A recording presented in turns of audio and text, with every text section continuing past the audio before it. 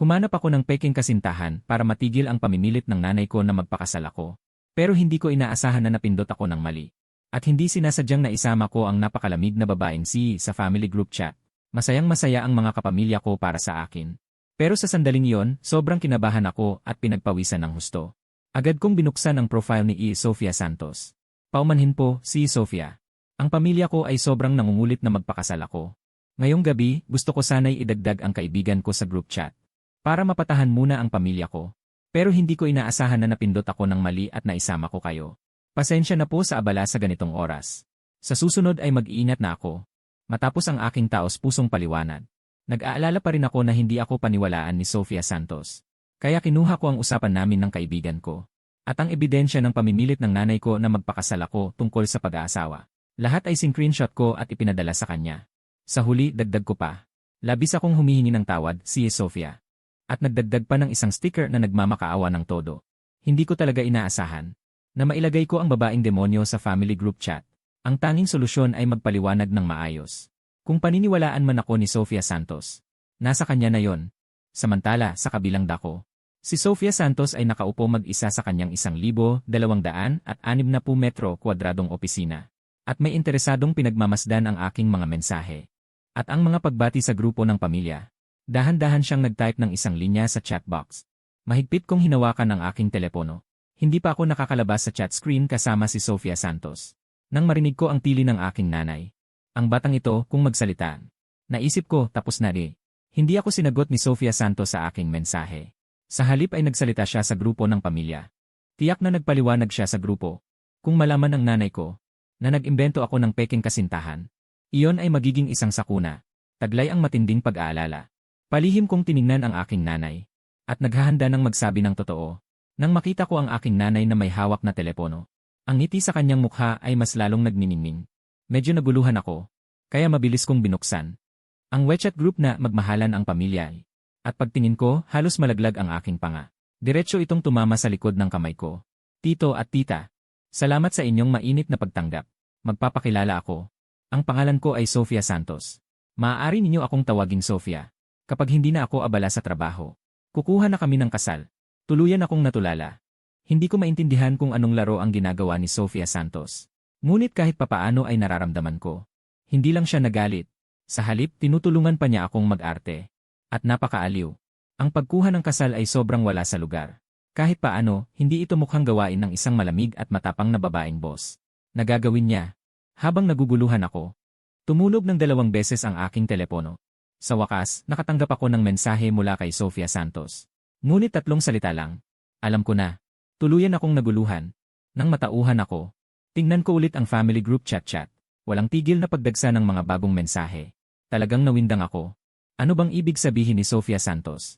At ang saya-saya pa ng usapan. Dito ko kay Sofia Santos. Nagpadala ng mensahe. Boss Sofia, dahil alam nyo na. Mangyari lang po na umalis na kayo sa grupo. Kasi si Sofia Santos ay ang boss ko. Kung talagang ipapakik siya ni nanay. Medyo natatakot talaga ako. Saka wala naman siyang ginawang masama. Ako pa nga ang nag-imbita sa kanya.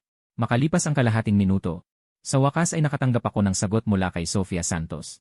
5 malalaking salita ang direktang nagpabigla sa akin. Bakit kailangan umalis? Agad akong sumagot. Boss Sofia. Dahil ito ang grupo ng aking pamilya. Hindi ito grupo ng trabaho ng mga empleyado. Ang ibig kong sabihin ay malinaw na. Sumagot si Sofia Santos sa akin. Ngayon, ito na rin ang aking teritoryo. Samantala, patuloy pa rin ang mga mensahe sa pamilyang grupo. Ngayon pinag-usapan na nila. Naupahan kami ng bahay. Para magsama kami sa iisang bubong. Pati kung sino sa amin ang magluluto at maghuhugas ng plato. Pati ang pagwawalis ay napag-usapan na. Kung walang aberya, tiyak na ako yon. At si Sofia Santos ay sumasang-ayon lang sa lahat. Ang tono ng kanyang sagot ay natural. Natural na parang totoo. Na siya ang aking kasintahan. Lumalakas ang ulan sa labas. Narinig ang pag-ulan. Ang namumula ang mukha ni nanay. Biglang tumingin sa labas. Malakas na ang ulan. Mukhang nag-o-overtime pa si Sofia, di ba? Sabay tapik sa akin. Huwag kang nakaupo lang dyan. Sige na, sunduin mo na. Si Sofia mula sa trabaho. Kailangan pa ba siyang sunduin? At saka, sobrang lakas ng ulan na ito. Hindi ba dapat ako ay nag-enjoy na lang ng mainit na sabaw sa bahay? Sasabihin ko na sana. Si Sofia Santos ay nasa bahay na. Sa oras na yon, 2 beses na naman umugong ang telepono. Pinindot ko para tingnan. Si Sofia Santos ay nasa opisina ko. Ang tono ay malamig at walang damdamin. Siya mismo ay walang masabi. Mukhang hindi ko na maiiwasan ang biyaheng ito ngayon. Pero sa pagkakataong ito, pwedeng makapag-usap kami ni Sofia Santos ng maayos. Tatanungin ko siya kung ano talaga ang ibig sabihin nito. Pinalabas ko na siya sa grupo pero hindi siya umalis. At nagpakilala pa siya ng buo. Kahit na marami siyang itinago. Basta ang ipinakita niya ay isang bahagi lang ng bundok ng yelo. Pero sapat na ito para masiyahan ang pamilya. Hindi ba ito pananakit sa akin? Sa matuwid at mariing tono ay nagsalita ako. Nanay, tama ka. Pupunta na ako ngayon para ihatid si Sofia pauwi. Pagkasabi niyon, itinaas ko ang ulo at dibdib. Matapang at may lakas. Tumungo sa pintuan. Wala ka bang bait? Hindi ka kukuha ng payong. Tumayo si nanay habang nagbubulong-bulong. Tapos para bang may naalala siya. Nagmadali siyang magdagdag. Dalhan mo si Sofia ng mainit na sabaw. Dito, tumawa si Lola at sumingit. May malaking sabaw ng buto pa sa kaldero. Ang bango, ilang oras na nilaga. Sumang-ayon si Tia. Nga, Tia. Kukuha na ako ngayon. Si Tia ang pinakamalapit sa kusina. Pagkasabi, pumasok siya sa kusina. Wala pang 2 minuto, inilabas niya ang nakabalot na sabaw ng buto. Inilabas. At binigay sa akin ang isang 2 taong payong. Bago umalis, nagpaalala siya ng may pag-aalala. Sumakay ka ng electric scooter. Mapanganib sa tag-ulan. Ikaw okay lang kung matumba. Pero ang sunduin ng babae ay mahalagang trabaho. Huwag mong abalahin ang trabaho ng bata. Naku, wala akong masabi. Mukhang hindi ganito kasimple ang bagay na ito. Ngayon, lahat na lang ay gustong-gusto si Sofia Santos. Kung sasabihin ko ang totoo sa lahat, tiyak na itataboy ako ng pamilya ko. Wala na akong pan para mag-isip. Mabilis akong bumaba ng gusali. Sumakay ng taxi. At mabilis na nagtungo sa kumpanya. Pagdating ko sa kumpanya, lalong lumakas ang ulan. Tulad ng aking nararamdaman ngayon. Pagkalipas ng 5 minuto, isang malamig na boses ang narinig mula sa loob ng pinto. Tiyak na si Sofia Santos iyon. Dahil napakakaiba ng kanyang boses. Itinulak ko ang pinto at pumasok. Pasok. May ngiting lumitaw sa mukha ni Sofia Santos. Iyon ay isang ekspresyong hindi ko pa nakikita dati. Isang bahagyang ngiti na hindi sinasadya. Napakaganda, walang kapantay. Parang sinag ng araw na nagpapawi ng ulap sa taglamig. Kailangan kong aminin. Ang ganda talaga ni Sofia. Magalang akong bumati kay Sofia. Pero si Sofia Santos ay sumagot nang hindi man lang nilingon ako. Sandali lang. Pagkatapos kong makipag-usap sa kanila, saka kita kakausapin. Ang tono ay opisyal at malamig. Hindi katulad ng mabait at magiliw na babae sa group chat. At magalang na ate. Ang pinaka-nakakalungkot. Pagkatapos niyang sabihin yon, totoo nga. Nakikipag-usap siya sa family group chat ko. Kung ikukumpara, para akong ulilang walang may gusto sa akin. Sa tingin ko kailangan kong pigilan ang kanyang ginagawa. Si Sofia, parang interesado ka sa family group chat ko. Si Sofia Santos ay napakaganda. Magandang mukha. Malalim ang kahulugan. Nakita niya ang basa kong kamay. At may bitbit na lunchbox. Hindi napigilang magtanong ng may pagtataka. Ano yon? Inilagay ko ang lunchbox sa mesa ni Sofia Santos. Tinitigan ko siya ng seryoso. Ito ang sabaw ng buto na ipinabigay sa akin ng nanay ko para sa'yo. Dahil natatakot siya sa lamig. Espesyal niyang ginamit ang thermal container. Sabi niya para mainitan ang katawan. Sabi rin niya na ihatid kita pauwi. Si Sofia Santos ay natigilan muna. Pagkatapos biglang bumuhos ang isang damdamin sa kanyang dibdib. Ang pamilya ni Sofia Santos ay may magandang kalagayan. May katulong na gumagawa ng pagkain at iba pa. Siya mismo ay hindi pa nakainom ng sabaw na ginawa ng isang ina. Alam ng lahat, siya ay isang bata na ipinanganak na may gintong kutsara. Maganda ang kanyang sariling kalagayan. At paborito ng Diyos. Ngunit si Sofia Santos lamang ang nakakaalam. Kung gaano kahigpit ang kanyang mga magulang sa kanya. Para siya ay maging matagumpay. Siya ay lumaki sa ibang bansa mula pagkabata. Ang kanyang mga magulang ay nagpapatakbo ng negosyo sa loob ng bansa. Na naging dahilan upang siya ay matagal na nawala ng pagmamahal. At lalo siyang naging matatag. At ang maayos na kapaligiran ng aking pamilya. Parang isang balahibo na kumakamot sa kanyang puso. Ang pakiramdam na ito ay parehong komportable at mahiwaga. Dahilan upang si Sofia Santos ay hindi namamalayang gustong manatili ng mas matagal. Ngunit ako naman ay seryosong pumutol sa kanya. Lahat ito ay gawa ng aking nanay para sa kanya. Pagpapahalaga sa magiging manugang na babae. Dahil naipaliwanag na ang hindi pagkakaunawaan. Ganoon pa rin ang sinasabi ko. Sana po ay makaalis na kayo sa grupo ng aking pamilya. Kung hindi magpapatuloy ito, talagang isipin ng nanay ko na ikaw ang kanyang manugang na babae. Tiyak na masasaktan ang nanay ko. Medyo naawa pa rin ako. Kaya nagpasya ako. Ngayon kahit mawalan ako ng trabaho. Dapat si Sofia Santos ay umalis sa grupo. Ngunit sa sandaling iyon, ang mga cellphone naming dalawa ni Sofia Santos ay sabay-sabay na walang tigil na nanginginig. Ito ay mensahe mula sa nanay. Sofia, inumin mo ang sabaw. Kung hindi tama ang lasa, sabihin mo kay tita. Sa susunod, mapanganib para sa isang babae na umuwi ng ganyan kahuli. Simula ngayon, hayaan mong samahan ka ni Miguel Reyes pauwi pagkagaling sa trabaho. Hayaan mo siyang maging driver mo para ihatid ka sa bahay. Sumagot si Sofia Santos. Tito at tita, salamat sa inyong pag-aalala. Naipadala na. Sa kanya inilapag ang cellphone sa kanyang desk. Seryoso siyang tumingin sa akin. Sa isang iglap, nagkatitigan kaming dalawa. Medyo kinabahan ako. Sa totoo lang, ito ang unang pagkakataon na ganito kalapit ko. Nanasilayan si Sofia Santos. May mga matang nagsasalita. Mahahaba at makakapal ang kanyang pilik mata. Napakaganda ng hugis ng kanyang labi. At may kasama itong pulang lipstick. Parang rosas na may hamog sa umaga. Ang gandang babae na ito. Sino ba naman ang hindi may inlove? Pero may pagkilala ako sa sarili. Alam ko ang kahalagahan ng pagtutugma ng estado. Siya ang mataas at malamig na babaeng presidente. Samantalang ako ay isang manggagawang nasa pinakamababang antas. Matapos mag-isip sandali, tahimik na nagsalita si Sofia Santos. Sa totoo lang, gusto ko talaga ang iyong pamilya. Pagkasabi niya nito, hindi ko alam kung ano ang isasagot. Kaya't pinili kong manahimik. Ngunit ang sumunod na sinabi ni Sofia Santos, medyo hindi ko maintindihan. Ano ba ang hindi mo nagustuhan sa akin? Nang makita na hindi pa ako nagsasalita, agad na kumuha si Sofia Santos mula sa drawer ng isang susi. Hindi na kailangan magrenta ng bahay. Ito ay isang malaking villa sa Tangcheng. Naku, ang bahay na ito ay nagkakahalaga ng 10-10 milyon. Ibinigay na lang sa akin. Pero ano ang ibig niyang sabihin? Ngumiti ako ng palihim at tumawag. Miss Sofia, kulang ba kayo ng gwardiya? Ngunit direktang sinabi ni Sofia Santos. Ang kanyang kailangan. Gumawa tayo ng kasunduan, ano sa tingin mo? Nasa grupo ako ng pamilya mo. Magpapanggap pa ring mabuting manugang. At ikaw naman ay tutulong sa akin. Naharapin ang aking pamilya. Kakatingin lang sa iyong profile. Ikaw ay 23 taong gulang ngayon. Ako naman ay 23 taong gulang na. Ako naman ay 28 taong gulang na. Sa pag-uudyok na mag-asawa, mas nahihirapan ako kaysa sayo. Ano sa tingin mo? Ngayon ay naunawaan ko na. Hindi ito basta bigla ang desisyon. Matagal na itong pinlano. Sa totoo lang, ang ate na ito ay talagang maganda. Ang pinakamahalaga, gustong-gusto talaga siya ng nanay ko. Kung bigla akong umuwi at magsabi ng totoo, hindi kakayanin ng nanay ko. Basta sumunod na lang ako sa kanya. Wala naman akong mawawala. Nang hindi ako nagsasalita, si Sofia Santos ay kumuha mula sa bulsa ng isa pang susi. Ito ay villa sa tabi ng Swan Lake.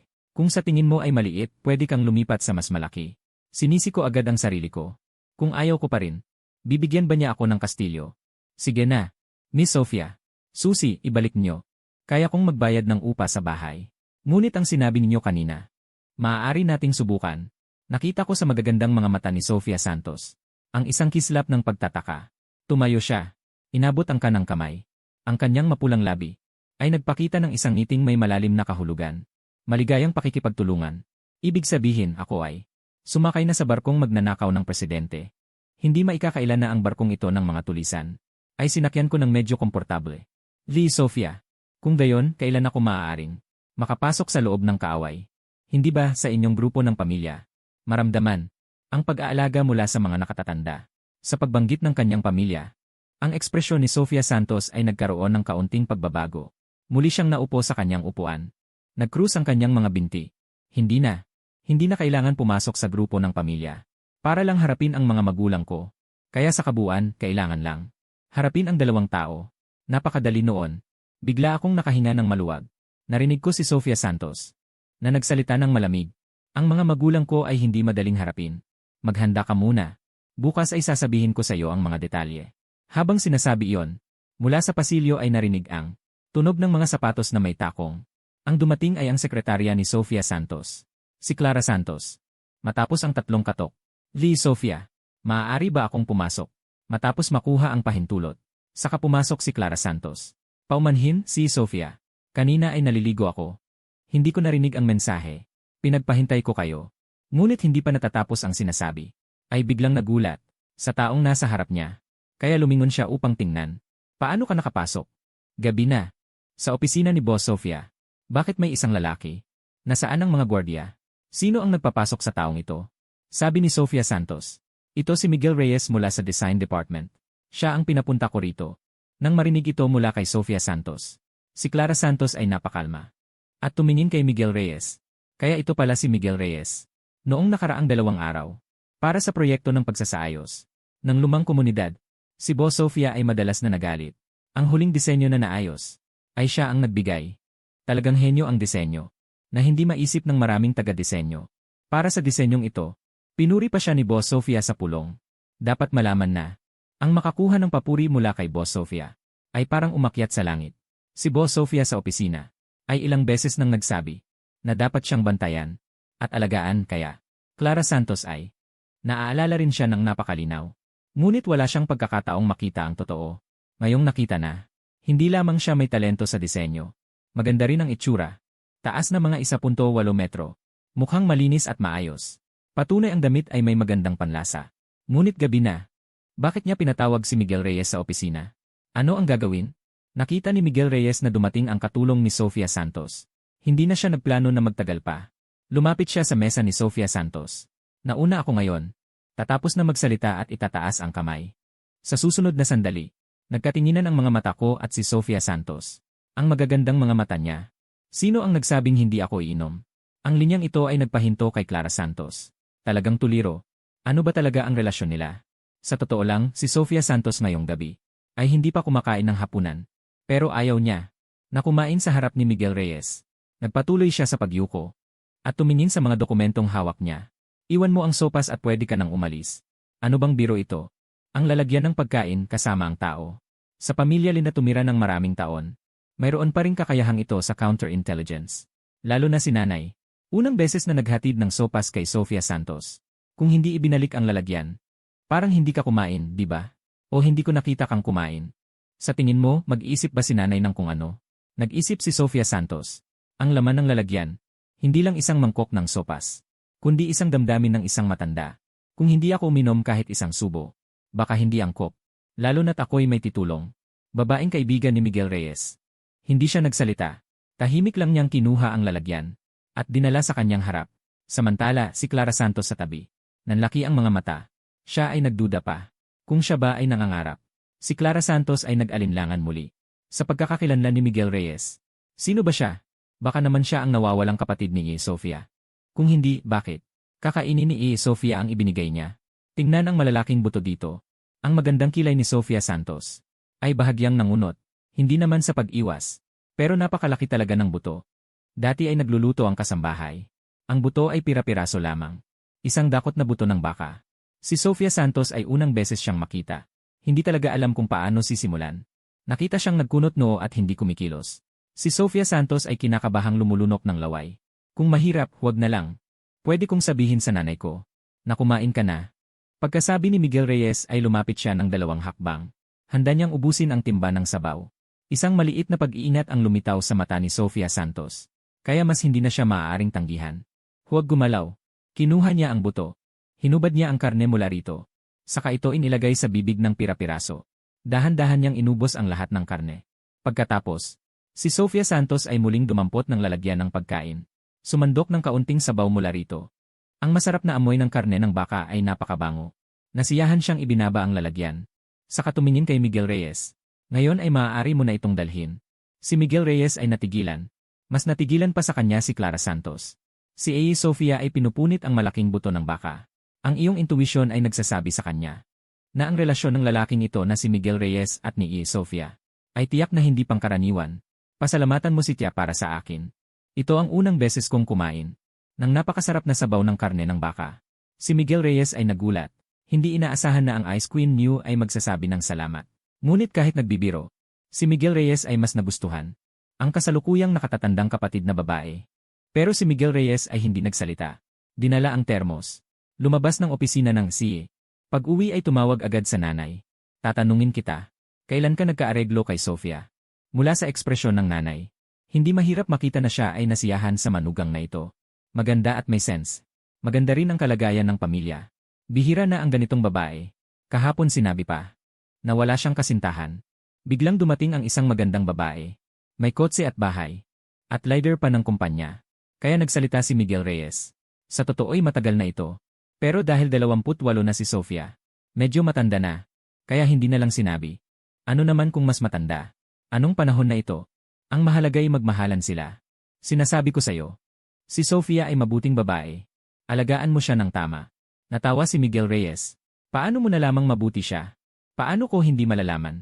Kanina nag-usap. Tinanong ko kung nakauwi na siya. Sabi niya nag-aayos ng bahay. Para kapag doon ka tumira. Mas comfortable. Pagkatapos ay binuksan ang grupo ng pamilya. Pinatingin kay Miguel Reyes. Nagpadala pa si Sofia Santos ng larawan ng kwarto. Malaki ang kama. Mukhang malambot. At may dalawang malaking unan. Tiyak na komportableng matulog. At saka ang mga kapamilya. Sabay-sabay na pinuri si Sofia Santos. Kahangahangang eksena ng pagiging may bahay. Sa totoo, hanggang ngayon si Miguel Reyes. Hindi pa rin maintindihan. Bakit ang dating mataas na si Sofia? Sa kanilang grupo ng pamilya. Parang ibang tao. Pinakakamangha-mangha ay ang pagpapadala ng emoji. Buong gabing iyon. Halos hindi nakatulog. Maliwanag na puyat. Pagkagising kinabukasan. 8:00 na. Buntong hininga siya. Oras na para bumangon at magtrabaho para kay Sofia Santos. Siya ang boss ko. Sa pamamagitan lamang ng sariling pagsisikap, makapamumuhay ng mas maayos ang leader. Kaya nga, siya mismo ang bumubuhay sa kanya. Hindi naman mali ang sinabi, di ba? Nagalit si Miguel Reyes at tumayo, pumunta sa sala. Nakita niya ang isang plastic bag sa hapagkainan. May 4 na mainit na malaking tinapay sa loob. Kumuha siya ng isang tinapay at inilagay sa kanyang bibig. Habang kumakain ng tinapay, isinuot niya ang kanyang jacket. Lumingon siya at naglakad patungo sa kanyang maliit na dekuryenteng sasakyan. Dumating siya sa opisina ng eksaktong 9:00. Nagpuno siya ng baso ng maligamam na tubig para sa sarili. Habang umiinom ng tubig, kinuha niya ang kanyang cellphone. Sinimulan niya ang araw-araw na pag-check-in sa group chat ng pamilya. Hindi niya alam kung hindi niya titingin. Isang tingin, gulat na gulat. Talagang masipag si Sofia. 6:00 pa lang ay nagpadala na siya ng mensahe tungkol sa pagtakbo. At hindi nakalimutang magdagdag ng bagong araw. Laban, lahat. Sumunod sa ibaba ang mga reply ng aking tiyahin at ng asawa ng aking tiyuhin. At ang reply ng nanay ko. Dapat nating aminin. Habang tumatanda, mas maagang gumising. Ang lahat ng nakatatanda sa bahay ay maagang gumising. At saka, napaka-conscious niya sa kalusugan. Nang marinig na si Sofia Santos ay nag-jogging. Sobrang excited. Ngayon, ang mga kabataan na nagpapatuloy sa pagtakbo. Talagang napakahirap. Si nanay ay agad na nagpahayag. Sana sa hinaharap. Si Sofia Santos ay makakasama niya sa pag-ehersisyo. Para mawala ang katamaran niya. Nang makita si Miguel Reyes, natahimik siya. Ang pagtakbo ba ay makapagpapabata? Nang magsalita si Miguel Reyes, si nanay ay desididong sumagot. Dinala mo ba ang tinapay sa gilid na mesa? Dinala ko. Ang tinapay ngayon ay hindi masarap. Iyon ba ay para sa'yo? Iyon ay para kay Sofia. Ikaw lang kumain lahat. Kaya ko nasabi, bakit ang sipag ni nanay? Naghanda pa siya ng almusal para sa akin. Hindi ko inaasahan na para kay Sofia Santos iyon. Hindi naman ayaw makipag-usap. Kumakain ng tinapay papunta sa trabaho. Wala naman siyang ibang magawa. Kaya kumain siya ng 4. Samantala, si Sofia Santos ay nakaupo sa kanyang opisina habang umiinom ng kape.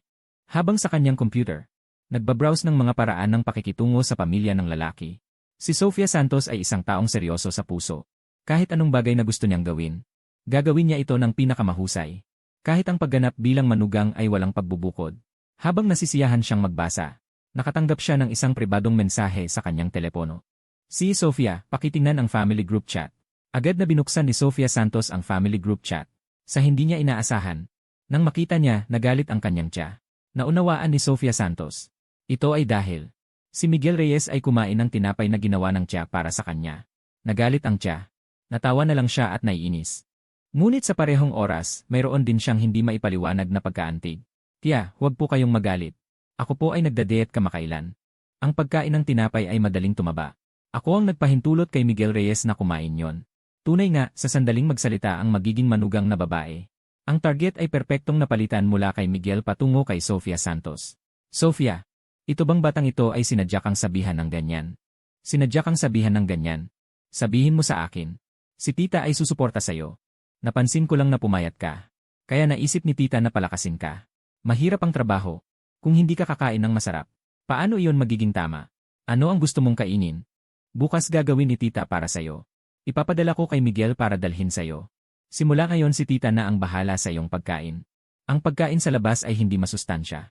Ang nanay ni Miguel ay bagaman mahigpit sa kanya. Ngunit sa ibang tao napakabuti niya. Hindi inakala ni Sofia Santos na si tita ay mag-aasikaso ng kanyang almusal. Napakagatlabi siya. Hindi ko alam kung bakit pero naantig ako. Sa totoo lang, matagal na akong nagtatrabaho. Ang sarili kong nanay ay hindi pa. Nagtanong kung kumusta ang pagkain niya. Ang tanging pinag-aalala nila ay, kailan magkakaroon ng tagapagmana ang pamilya Sofia? Naantig man ako. Hindi balak ni Sofia Santos. Nahayaan ang nanay ni Miguel na lutuan siya ng agahan araw-araw. Sobrang abala iyon. Paano niya iyon tatanggapin? Huwag na po, tita. May cafeteria naman po kami sa kumpanya. Ang sarap ng pagkain doon. Nang makita ni Miguel ang reply ni Sofia Santos, parang naramdaman niyang may nagbebenta ng sariling produkto. Kahit na masarap naman talaga ang pagkain sa kumpanya. Pero hindi pa rin maiwasan ni Miguel na matawa. Gayunpaman, tawanan man o hindi. Desidido pa rin siyang makipagkooperasyon. Nga, ma. Mabait talaga ang boss namin. Ang ganda ng cafeteria. Araw-araw, 4 na ulam at isang sopas. May manok din. Habang nagchat-chat si Miguel gamit ang cellphone, narinig niya ang boses ng katrabaho niyang si Benji. Nakita ko lang si Farian Luo. Ang gago, simula kaninang umaga, nakasimangot na. Parang may utang sa kanya. Baka mamaya, maghahanap na naman ng gulo iyon. Ang Farian Luo na tinutukoy nila ay si Diego Navarro. Siya ang supervisor ng design department. Hindi lang malaki ang tiyan, pati ang ugali malaki rin. Nang marinig ang Farian Luo at ang masamang mukha ni Diego Navarro, hindi pa nila nakikita ang tao. Nagsisimula na silang magbuntong hininga. Nabalitaan ko sa proyekto ng lumang komunidad.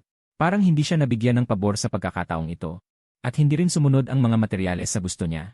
Tuwing kumukuha ng kickback, marumi ang kamay ni Diego Navarro. Iyon ay bukas na sikreto. Palagi siyang mahilig sa mga natapos na blueprints. Palihim na magpalit ng materyales. Pero ang pagsasaayos ng lumang komunidad ay ang kumpanyang pinili ni Sofia Santos. Proyektong Between. Hindi maganda na gamitin ito para mag-advertise. Mahirap ipaliwanag kay Boss Sofia. Kaya nagpasya sila na matutunan ang pagpapalit ng materyales. Ang pangunahing lalaki ay hindi na kumikita ng pera. Kaya naman siya ay hindi masaya. Ilang tao ay nag-uusap pa. Pagkatapos ay narinig nila sa hagdanan. May mabibigat na yabag. Miguel Reyes, pumarito ka sandali. Narinig mo si Huyan Luo na tumawag kay Miguel Reyes. Ang mga tingin ng lahat ay napunta kay Miguel Reyes. Mukhang si Miguel Reyes ang malas ngayong araw. Ang galit ni Diego Navarro ay tiyak na ibubuhos sa kanya. Hindi inaasahan ni Miguel Reyes. Natatawagin niya ang sarili niya ang bagong dating. Pero hindi siya natatakot. Wala naman siyang ginawang kasalanan sa kanya. Siya ay mahinahong tumayo. Sumunod kay Diego Navarro at lumabas. Dumating si Diego Navarro sa kanyang opisina. Si Miguel Reyes ang nagsara ng pinto. Nang makita na isinara ni Miguel Reyes ang pinto, doon siya umupo. Hindi na kailangan pang magpatuloy. Naisip na ni Miguel Reyes. Malamang ang lalaking ito ay naglalayon sa lumang disenyo ng komunidad. Ngunit hindi niya naisip. Bakit naging matapang si Diego Navarro?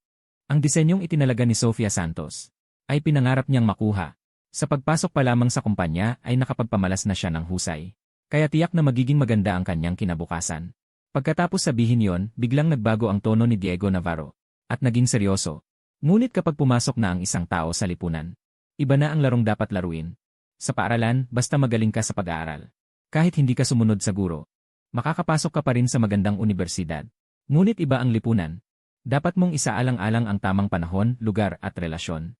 Nang hindi nagsalita si Miguel Reyes, nagpatuloy si Diego Navarro, hinihintay kita.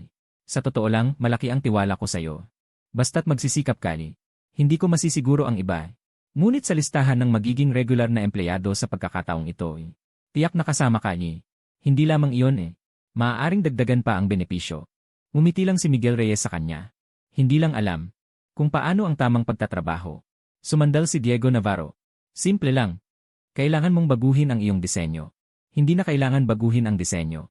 Ang materyales ang babaguhin. Tapos magpaliwanag kay si Sofia. Hindi naman mahirap yan, di ba? Tinignan ni Miguel Reyes ang tusong matandang ito. Gusto niyang palitan ang gamit na materyales. At natural na. Gamitin ang mga materyales mula kay Diego Navarro. Mga materyales. Matalino Sa opisina ni Miguel Reyes ngayon, nagkagulo ng malala. Ang pagkakalayo kay Miguel Reyes ni Huyan Luo. 5 taon ng supervisor si Diego Navarro. Bumili siya ng bahay sa Yuan Houting. Sa kanyang buwanang, 18,000 sweldo. Kaya ba sa 5 taon?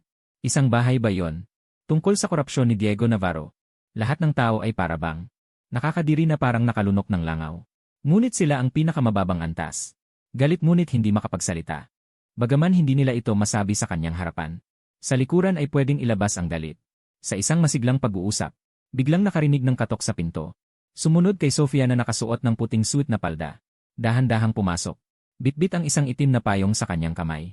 Maaari ko bang malaman kung narito si Miguel Reyes? Ang pagkakakilanlan ni Clara Santos. Sa buong kumpanya, walang hindi nakakaalam. Karaniwan, kapag pumupunta si Clara Santos sa kanila, dumadaan lamang siya. Ngunit ngayon, hindi inaasahang pumunta siya para maghanap ng tao. Anong sitwasyon ito? Umaga pa lamang. Hinanap ng supervisor si Miguel Reyes. Hinanap din ni Sofia si Miguel Reyes. Si Assistant Sofia na si Miguel Reyes ay tinawag ni Director Diego. Dumating si Clara Santos at nagpasalamat. Tumalikod at nagtungo sa opisina ni Diego Navarro. Ang opisina ni Diego Navarro ay nasa pinakadulo ng departamento ng disenyo. Nang makarating si Clara sa pintuan, ay bahagyan niyang narinig ang usapan sa loob. Director Diego, ito ay napakahirap para sa akin. Ang mga materyales na ito na ibinigay ko ay ang may pinakamataas na halaga sa pera. At saka, ang komunidad na ito ay isang lumang maliit na bahay. Kung ang mga residente doon ay gagamit ng mga mamahaling materyales, hindi na sila maninirahan dito. Ang sinasabi mo ay hindi sila kayang bumili ng bahay. Hindi naman sila hindi kayang mag-renovate. Sa tono ni Diego Navarro na medyo inis, hindi mahirap marinig na hindi siya sumasang-ayon kay Miguel Reyes. Napangiti si Miguel Reyes. Ang sinasabi ninyo ay para sa mga high-end na komunidad.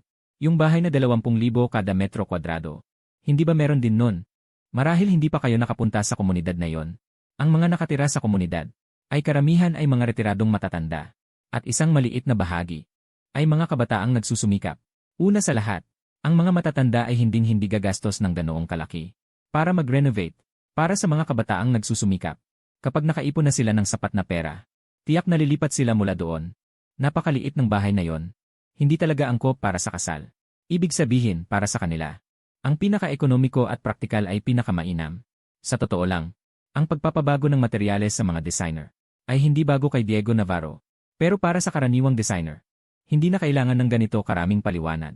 Hindi na kailangang magsalita ng ganito karami. Si Miguel Reyes ay nagtiis at nakipag-usat sa kanya ng matagal.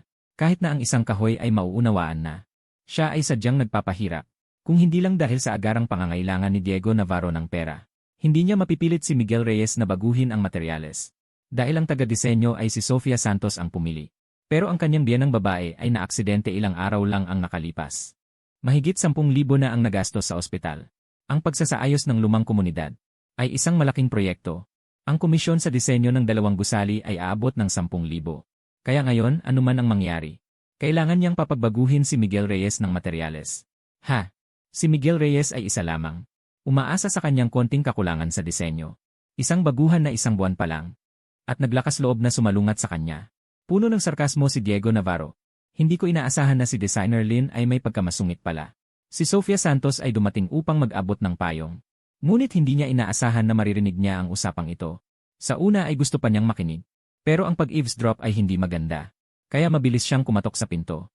Nang marinig ang katok, si Supervisor Diego ay sumimangot at tumingin sa direksyon ng salamin na pinto. Nang makita na ang dumating ay ang katulong ni si Sofia, bigla siyang tumayo na may masiglang mukha. Assistant, bakit kayo nandito? Ang ekspresyon ng mukha ay parang isang asawang pinabayaan.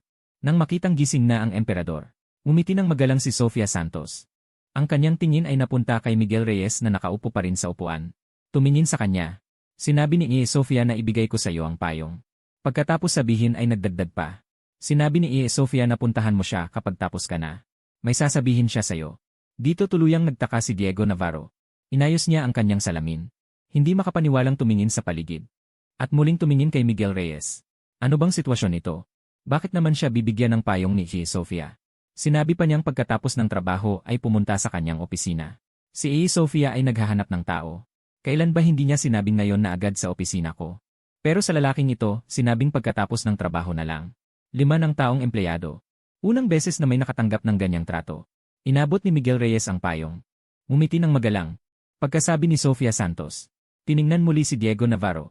Saka siya tumalikod at lumabas. Sa pagkakita sa payong na hawak ni Miguel Reyes, napaisip si Diego Navarro. Pagpapadala ng dokumento at bonus ay naintindihan niya. Pero ang pagbibigay ng payong ay may malalim na kahulugan. Ang pagbibigay ng boss ng payong sa empleyado. Sabay pa sa sinabi niyang palitan ang materyales. Si Diego Navarro ay nakaramdam ng takot. Katatapos lang niyang sabihin. Binigyan agad ni Chairman Sofia ng payong ang lalaking ito. Ibig bang sabihin ito ay proteksyon? Kung totoo nga, edi tapos na siya. Lalong natakot si Diego Navarro sa pag-isip. Kahit taglamig, ay pinawisan siya ng malamig. Kaysa tingnan ang matabang mukha ni Diego Navarro. Mas na-curious si Miguel Reyes. Ano kaya ang gusto ng ate sa kanya? Sana hindi tungkol sa dagdag na gamot na palihim na ibinigay ng nanay niya. Kung ganon, kailangan niyang puntahan agad. Sa pag-isip, dali-daling tumayo si Miguel Reyes. Sinabi na ni Supervisor Diego ang lahat. May gagawin pa ba? Aalis na muna ako. Nagpaalam si Miguel Reyes kay Diego Navarro. At dumiretso sa opisina ni Sofia Santos. Ngayong araw, si Sofia Santos ay nakasuot ng brown na blazer. Sa ilalim ay may brown na silk na damit at brown na high heels. Unang tingin ay napaka-elegante. Ang brown na makintab na mahabang buhok ay basta nalang inipit ng gintong hair clip. Pinapalambot nito ang matalas na profesionalismo ng blazer. Ang buong pagkatao ay may pagkamarangal ngunit may pagkamalambot. Tahimik at sopistikado. Nang pumasok siya sa opisina, nakaupo siya sa kanyang upuan. Hindi gumagalaw ang mukha habang pinapanood ang mga interaksyon sa pamilyang grupo ni Miguel Reyes. Ang malamig at maharlikang babaeng presidente. Natahimik na sumisilip sa grupo ng pamilya ng empleyado. Sino bang maniniwala kung sasabihin ko ito sa iba? Lee Sofia. Kanina lang, nung naghatid ako ng dokumento kay Miguel Reyes, narinig ko si Diego Navarro na pinapalitan ang materyales ni Miguel Reyes. Nang marinig ito, tumigil si Sofia Santos. Ang saya sa kanyang mga mata kanina ay biglang nawala. Palitan ang materyales, tama. Iyan nga, palitan ang materyales. Dahan-dahang sumandal si Sofia Santos sa upuan. Lumalim ang kanyang magagandang mata. May bahid ng paglalaro sa kanyang boses. May ganyang bagay ba? Malinaw naman. Hindi niya alam ang tungkol sa pagpapalit ng materyales ni Diego Navarro at ang kickback na kinukuha niya. Ngunit sa kanyang ekspresyon, parang hindi naman siya nagulat. Isang kumpanya na may libu-libong tao, 50% sa kanila, ay nagpapanggap lang at tumatanggap ng sahod. 30% ay nagpapanggap na masipag. 15% ay talagang masisipag. Ang natitirang 5% ay mga tulad ni Diego Navarro. Ang mga ganitong tao ay nanghihingi at nangungurakot. Ginagamit ang lahat ng pagkakataon sa trabaho para kumita ng pera. Alam na alam ito ni Sofia Santos. Ito ay sakit ng bawat kumpanya. Kumpara sa ginawa ni Diego Navarro, mas interesado si Sofia Santos kay Miguel Reyes. Itong napakatalenteng intern, na siya ring kunwaring nobyo. Ano kaya ang magiging desisyon niya? Ano kaya ang sasabihin niya? Ibinaba ni Sofia Santos ang telepono. Nagpakita ng isang interesadong ekspresyon. Ang sinabi niya ay, papalitan daw ang materyales ni Miguel Reyes. Sa tingin ko, sa likod niya, marami siyang pangmatagalang kumpanya ng materyales. Ang ganitong tao dapat tanggalin. Parang peste sa kumpanya. Istorbo sa grupo. Pinutol ni Sofia Santos ang kanyang sinasabi. Ang tinutukoy ko ay si Miguel Reyes. Natigilan ang isip ko. Ang sasabihin ko ay naipit sa aking bibig. Tahimik na isinara ang nakabukas kong bibig. Tanging dalawang malalaking mata na lang ang natira. Hindi makapaniwalang nakatitig kay Sofia Santos. Sa ganitong pagkakataon, Lee Sofia ay dapat na maging desidido at mangolekta ng ebidensya laban kay Diego Navarro. Hindi tinatanong kung ano ang sinabi ni Diego Navarro. Mali ba ang tanong kay Miguel Reyes? Kahit nagreklamo sa isip, ay hindi pa rin nangahas magsalita ng marami. Tahimik na mahinang nagsalita. Wala pang sinasabi si Miguel Reyes. Ay natuklasan na ako. At tinawag sa opisina. Pagkasabi ay natakot na baka siya pagalitan ni Sofia Santos. Dahil hindi niya natapos pakinggan. Nagdagdag siya ng isang linyang may konsensya. Pero sa hitsura, si Miguel Reyes ay tila ayaw naman. Pagkarinig nito, para bang narinig ni Sofia Santos ang sagot na kanyang gusto. Nagkaroon ng bahagyang ngiti sa kanyang mukha. Ito na ang pangatlong beses na siya ay nagdulot sa kanya ng sorpresa. Una ay ang disenyo. Kahit ang mga pangunahing taga-disenyo ng kumpanya ay hindi umabot sa kanyang hinihingi. Hindi lang naabot ni Miguel Reyes, kundi sobra pa ang nagawa. Pangalawa, tumanggi siya sa bahay na ibinigay niya sa kanya. Ilang tao lang ang makakagawa nito. Pero nagawa niya. Pangatlo ay ngayon. Isang bagong graduate na intern ay nangahas sumuway sa gusto ng nakatataas. Talaga bang hindi siya natatakot matanggal? Ang katiwalian ni Diego Navarro ay inaasahan ko na. Pero ang pagganap ni Miguel Reyes ay hindi ko inaasahan. Mukhang itong peking nobyo ay hindi lang matalino, may magandang pagkatao rin. Biglang may kumatok. Naputol ang pag-iisip ni Sofia Santos. Pumasok si Miguel Reyes. May dalang dalawang kape. Bahagyang tumingin kay Sofia Santos. Tumalikod at lumabas. Lee Sofia, hinahanap mo ako. Sa totoo lang, pagkatapos ng mahabang pag-isip ni Sofia Santos, gumawa siya ng isang estratehiya para harapin ang pamamahala ng nanay sa pag-aasawa. Ngayong araw, tinawag niya si Miguel Reyes. Ito lang ang dahilan. Ang nanay ni Sofia Santos ay hindi ordinaryong nanay. 2 taon na silang nag-aaway sa loob ng maraming taon. Wala bang paraan? Tiningnan niya si Miguel Reyes. Sumandal siya pasulong. Isang pares ng mapuputi at magagandang kamay. Ang nagdikit-dikit ang mga daliri. Inilapag sa harap ng mesa ng opisina. Sa magagandang mga mata niya ay puno ng kaseryosohan. Umupo at sabi. Sa pagtingin sa kanyang seryosong ekspresyon, hindi maiwasan ni Miguel Reyes na medyo kabahan. Ang aking nanay ay mahirap harapin. Maaaring bigla siyang mag-inspeksyon, kaya kailangan ko ng ilan sa iyong mga gamit sa bahay. Bibigyan kita ng pera. Bumili ka ng mga bagong gamit. Ihatid mo sa akin kapag may oras ka. Ang tono ay wala pa rin kahit anong emosyon. Para bang nag-aatas ng trabaho. Ngunit ang isang hibla ng buhok sa noo. Ang mga gusot na buhok ay basta na lang nahuhulog. Biglang naging mas malambot ang itsura. Ang magagandang sikat ng araw. Sa sandaling ito ay bumabagsak. Sa kanyang maputi at pinong mukha. Mula sa anggulong ito, malinaw na nakita ni Miguel Reyes. Sa kanyang magagandang mga mata. Ang sarili niyang refleksyon. Hindi maikakaila. Kapag seryosong tumitingin sa kanya ang babaeng ito, ang puso ni Miguel Reyes ay hindi sinasadya. Na sumikip ng bahagya. Pagkatapos magsalita, ngumiti si Miguel Reyes. At lumabas. Sa opisina, isang grupo ng mga tao ang gustong malaman kung buhay pa ba si Miguel Reyes. Una ay si Diego Navarro.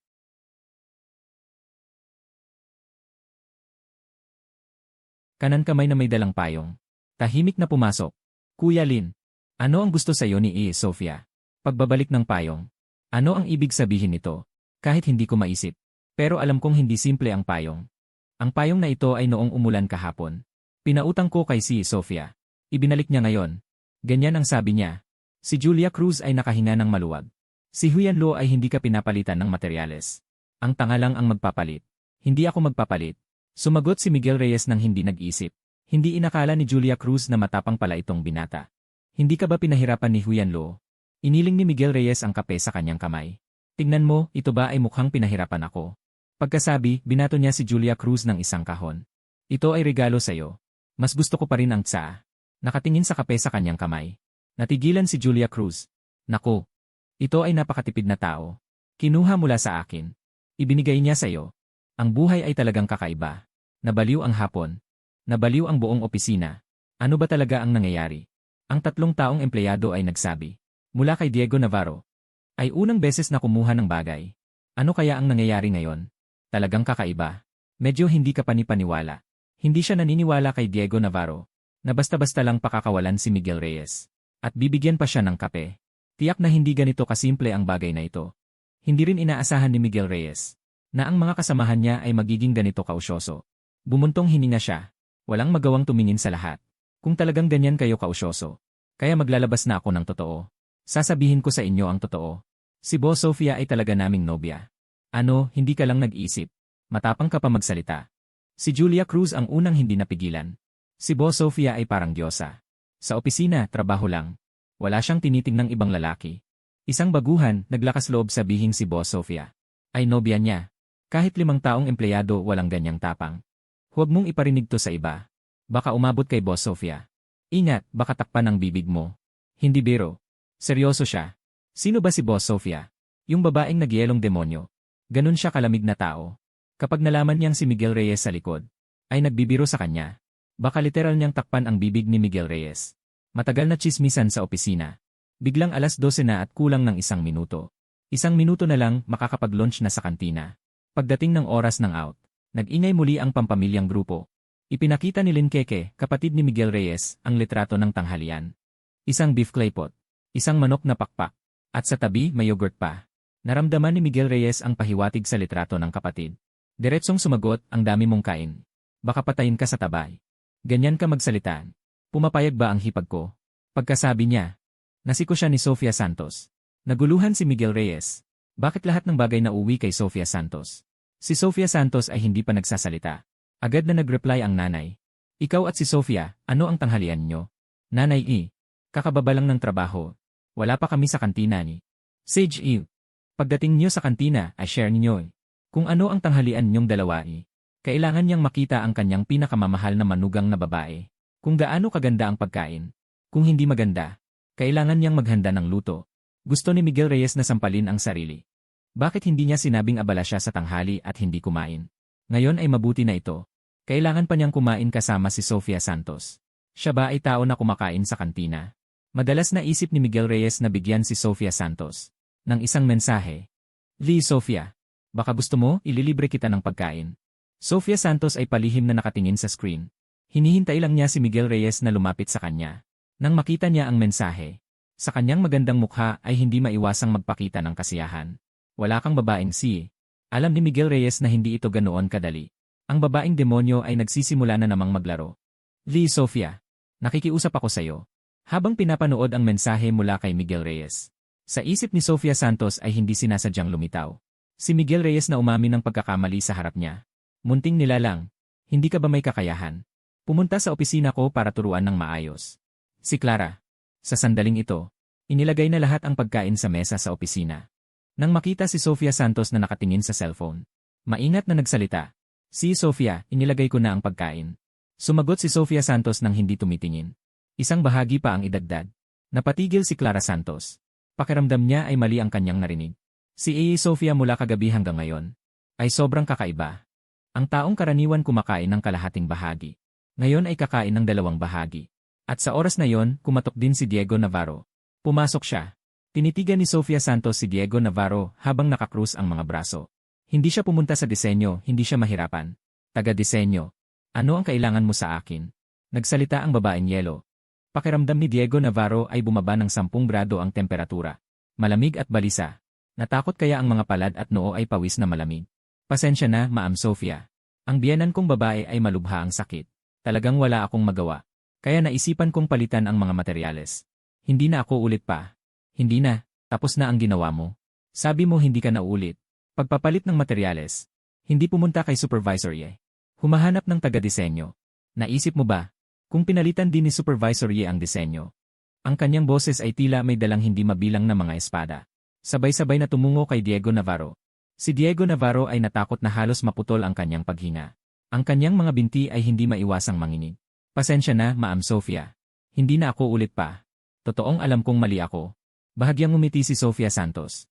Ang magandang tinig ng isang nakatatandang babae sa opisina ay umalingaw-ngaw. Hindi ako tumatanggap ng paumanhin. Nagkamali. Kailangan magbayad ng halaga. Ngayon pinatawad ang isang Diego Navarro. Bukas ay lilitaw ang 10 Diego Navarro. Si Diego Navarro ay huminga ng malamig na hangin. Ang kanyang utak ay umuugong. Tapos na. Mayroon siyang matatandang magulang at maliliit na anak. Ngayon ang biyenan kong babae ay naospital na rin. Ang anak ay malapit ng mag-aral sa junior high school. Kahit saan ay kailangan ng pera. Ang buong pamilya ay siya lang ang nagtatrabaho. Mawalan ng trabaho. Nangangahulugang ang buong pamilya ay magugutom. May sasabihin pa sana si Sofia Santos. Ngunit nang nakita niyang nag-vibrate ang cellphone. Kung normal na panahon, kahit anong sabihin ni Sofia Santos. Kailangan munang disiplinahin ang taong ito na sumisira sa grupo. Ngunit ngayon mayroon na siyang pamilyang grupo kasama si Miguel Reyes. Bigla niyang naisip na mahalaga rin ang kanilang mga mensahe. Kinuha niya ang cellphone. At nakita niya ang mensahe ni Miguel Reyes. Ang kanyang payat na mga daliri ay nag-ikot sa ibabaw nito. Mula ngayon, huwag mo na akong tawaging Ma'am Sofia. Kapag nasanay ka, hindi maganda. Natigilan si Miguel Reyes. Sumunod na napahinga ng maluwag. Simula ngayon, katulad na lang sila. Tatawagin kitang sis. Sis, oras na para kumain. Nakaupo si Sofia Santos sa harap ng mesa. Ang kanyang magagandang malabituing mga mata ay hindi maalis sa screen ng cellphone. Makalipas ang ilang sandali, napangiwi siya. Ang nangungusap na sulok ng kanyang labi. Medyo hindi natural ang kanyang ekspresyon. Kung ikukumpara ang sis at si Sofia, ang nauna ay formal. Ang huli ay kakaiba. Sa family group chat-chat, puro mga nakatatanda. Natural lang na ganun ang tawagan sa sarili. Pero 4 na taon siyang mas matanda kay Miguel Reyes. Hindi ba dapat ate ang itawag?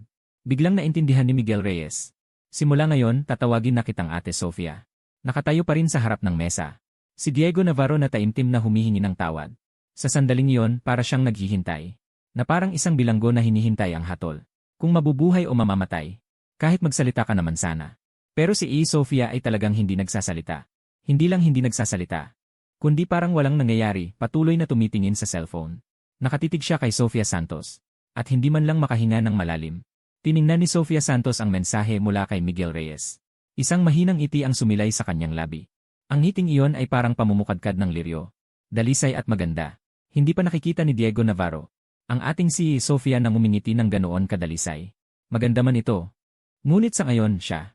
Puno ng isip ang sariling maruming tubig. Muntik nang mawala ang lakas ng loob sa takot. Bahagyang idinipa ni Sofia Santos ang kanyang mga paa. Sumandal siya paatras. Humanap siya ng posisyong nakaka-relax. Patuloy na nakikipag-usap kay Miguel. Ganap na hindi pinapansin ang pagmamataas ng nasa harap. Si Diego Navarro na hindi rin naglakas loob na lumabas. Gusto ni Ate Sofia kumain ng yon. Ikaw ang mag-anyaya, ako ang magbabayad. Hindi na kailangan pumunta sa aking opisina para kumain. Si Clara ay pumunta na upang bumili ng pagkain para sa'yo. Ang ate ay ang direktor. Sumagot sa mensahe ni Sofia Santos. Si Miguel ay tiyak na lumabas ng opisina. Patungo sa elevator. Pagdating sa pintuan ng opisina ni Sofia Santos, narinig niya ang malamig na boses mula sa loob. Ayusin mo ang iyong mga gamit, umalis ka na. Si Diego Navarro ay talagang ayaw umalis. Sa posisyong ito sa trabaho. Kahit ang benepisyo o ang kapaligiran sa trabaho. Ayos naman. Kung aalis siya rito, malamang mahirap na makahanap ng ganitong trabaho. Si Sofia Santos ay sumandal sa upuan. Tamad na siyang sumagot sa kanya. Malamig niyang ibinato ang isang salita. Si Diego Navarro ay gusto pang magmakaawa. Ngunit naalala niya ang dalawang mapanganib na tingin ni Sofia Santos kanina. Sa huli ay hindi siya nangahas magsalita. Bumuntong hininga na lang. Tahimik na lumabas. Paglabas niya, nakita niya si Miguel na nakatayo sa pintuan. Tiningnan ni Miguel ang kanyang likuran. Bigla niyang naawa sa kanya. Ngunit wala siyang magagawa. Mali ay mali. Walang dahilan na maging dahilan ng kanyang pandaraya. Sa paningin ni Miguel, walang saysay ang pag-alis ng ganyang tao. Gayunpaman, sa totoo lang, ang ate ay mabilis at desidido sa kanyang paraan. Hanggang ngayon, kung kalkulahin, 2 oras pa lang ang nakalipas. Natanggal na ang tao. Huminga ng malalim si Miguel. Mukhang okay lang siya. Mas mabuti na iwasan siya. Nang dumating si Miguel, agad na nawala ang matalim na tingin sa mga mata ni Sofia Santos. Pinalitan nito ng isang magandang kislap ng bituin. Itinuro niya ang mga ulam na nakalagay sa mesa. Darating ang kanin mamaya. Sandali lang. Tumango si Miguel. Pagkatapos nito, tumingin siya sa mesa. At bigla siyang nagulantang. Vegetable salad. Pipino na may suka. Ginisang berdeng repolyo. At mayroon ding matamis at maasim na hiwa ng lotus root. Marami namang ulam. Pero walang kahit anong karne. Paano ko ito kakainin? Nakita ni Miguel Reyes na natigilan siya. Ano, hindi bagay sa panlasa mo ang pagkain. Hindi lang basta hindi bagay. Talagang hindi ko ito kayang kainin. Ngayon gusto lang niyang itanong.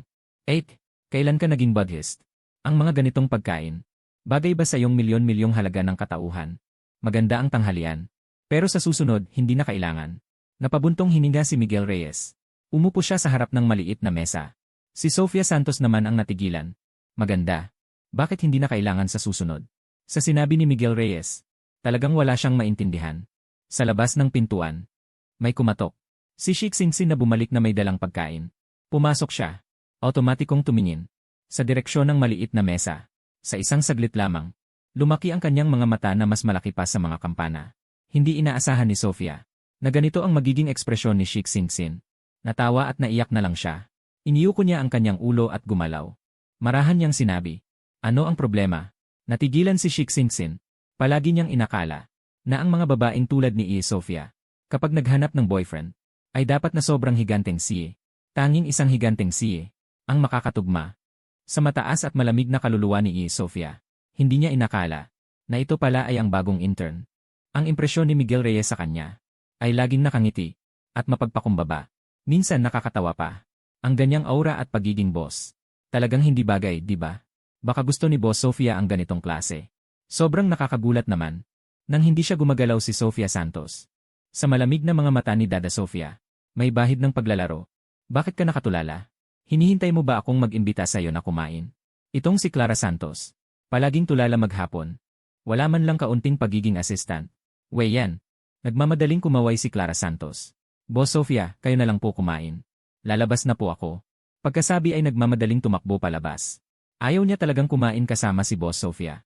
Si Boss Sofia ay nagda-diet nitong mga araw. Kumakain na parang kuneho. Siya naman ay profesional na kumakain ng kanin. Ayaw niyang maging kuneho. Kanina nang magsain siya, nakita niya mismo. May pansit na may pork leg na yon sa cafeteria. Nang umalis si Clara Santos sa malaking opisina, si Miguel Reyes at si Sofia Santos na lang ang natira. Umupo si Sofia Santos sa sofa katabi ni Miguel Reyes. Nag-cruise ang magagandang binti. Kinuha ang mga chopstick na inayos na ni Clara Santos sa mesa. Ang mga chopstick na nailatag na. Habang gumagalaw ang mapuputi at mahahabang daliri. Kumuha si Clara ng isang maliit na piraso ng kamatis. Isinubo ito. Sumabay sa paggalaw ng kanyang mapupulang labi. Nakikita ang magandang babae na napakalapit. Napalunok si Miguel Reyes. Hindi dahil sa naiinggit. Talagang hindi niya alam kung paano kakainin. Paano ba to kakainin? Nagtataka si Miguel Reyes. 8 Sofia. Ganyan lang po ba kayo kumain araw-araw? Kamakailan ay walang oras para mag-ehersisyo. Para mapanatili ang pangangatawan. Kailangan kumain ng magaan. Pagkasabi ni Sofia Santos. At nagdagdag ulit ng maliit na kamatis. Nagulat si Miguel Reyes. Galing naman. Ganyan kainis magpapayat pa. Hindi lang si Miguel Reyes ang nagulat. Ang ganda talaga ng katawan ni Sofia Santos. 1 metro at 70 sentimetro ang taas. Parang perpektong balikat na mahaba at tuwid. Walang kahit anong taba sa mga braso. Ang hugis na baywang ay kasya sa isang kamay. May mahahabang tuwid na magagandang binti. At napakaganda pa ng kanyang balat. Makinis at maputi. Parang mapipiga ng tubig. Ganyang tao, magpapayat pa siya. Si Sofia Santos, dahil sa labis na pagkagulat. Sa mukha niya. Natawa siya. May kasiyahan sa mga mata ni Sofia. Kahit purihin mo ako, hindi tataas ang sahod ko. Hindi maitatanggi. Ang cute-cute ng asong ito, marunong magpuri. Mukhang mataas ang tingin niya sa akin. Ang katawan ay puhunan ng revolusyon. Ang pangangatawan ay bonus lang. Pagkasabi niya, tumingin siya muli. Sa mga gulay sa mesa. Ngayon, magdadagdag ako ng manok. Kung hindi siya kakain, ako naman ang kakain. Tumayo agad si Miguel Reyes. Tumakbo palabas ng opisina ng presidente. Bibili siya ng manok. Tanghalian na walang karne. Ito ba'y biro? Sa likod ni Miguel Reyes. Ang maliwanag na mga mata ni Sofia Santos. Nagpakita ng bahagyang pagkabigo. Kumakain pa siya. Saan siya pumunta? Paglabas ng pinto ng opisina ng presidente. Pumunta si Miguel Reyes sa kantina sa unang palapag. Kumuha ng 2 hita ng manok. Nakita niya may kasamang pigi. Hindi napigilan, kumuha pa ng isang order ng pigi. Hawak ang hita ng manok. Masayang naalala na magpapayat si Sofia Santos. Nagdala pa ng isang bote ng yogurt. Pagkatapos, dinala ang kanyang mga pinggan. At mabilis na tumakbo pabalik sa opisina ng presidente. Umalis na si Miguel. Si Sofia Santos ay hindi na rin kumilos ng chopstick, kundi bumalik sa kanyang mesa. At tumingin sa mga dokumento. Ilang pahina pa lamang ang kanyang nabasa. Ngunit narinig na niya ang boses ni Miguel. Tumayo at kainin ito. Talagang masarap ang manok sa ating kantina. Dahil taglamig. At mababa ang temperatura. Natakot si Miguel na lumamig ang karne. Kaya mabilis siyang naglakad. Kakapasok lang niya. Mukhang hinal na may maikling buhok. At ang kanyang noo na puno. Ay may mga pinuring butil ng pawis. May dalang 2 disposable lunchbox sa kamay. Nakatingin sa kanya na may ngiti. Kapag ang malinis at simpleng binata ay tumingin sa kanya. Puno ng ngiti ang kanyang mga mata at kilay. Natigilan si Sofia Santos. Kaya pala nagmamadali siya. Para lang bumili ng manok na binti para sa kanya. Ang sweet na lalaking ito ay marunong palang mag-alaga. Bumili ng pagkain basta bumili. Bakit kailangan magmadali? Nanatili ang walang ekspresyong mukha. Ngunit ang maputing kamay. Kumuha ng isang tissue mula sa lalagyan. Inabot sa kanya. Kasama ng pag-abot ng tissue. Ay ang natatanging pabango ni Sofia Santos. May ulat na nagsasabi. Kapag naamoy ang paboritong amoy. Nagpapakalma ng tao nang hindi namamalayan. At nagpapasaya ng kalooban. Sumang-ayon si Miguel Reyes na tama ang ulat na ito. Ito na ang 2nd beses na naamoy ko. Ang bango ni Sofia Santos. Hindi ito pabango, kundi isang magaan na bango ng bulaklak. Parang halo ng lily at jasmine, halos hindi mahalata. Gustong-gusto ni Miguel Reyes ang bango na ito. Walang pakialam niyang kinuha ang papel. Nang magdikit ang kanilang mga daliri. Ramdam niya ang lambot ng kanyang mga daliri. Bumalik silang dalawa sa sopa. Kinuha ni Miguel Reyes ang chopstick. Isinubo niya ang isang hita ng manok sa mangkok ni Sofia Santos. Miss Siu. Ang manok na ito ay isa sa mga paborito sa kantina namin. Dahil mabilis tumakbo. Mainit-init pa ang manok. Labis itong nasiyahan kay Miguel Reyes. Pagkasabi niyon, inilagay niya ang isa sa sarili niyang plato. Pagkaayos ng manok, inilagay ni Miguel Reyes ang yogurt sa harap ni Sofia Santos.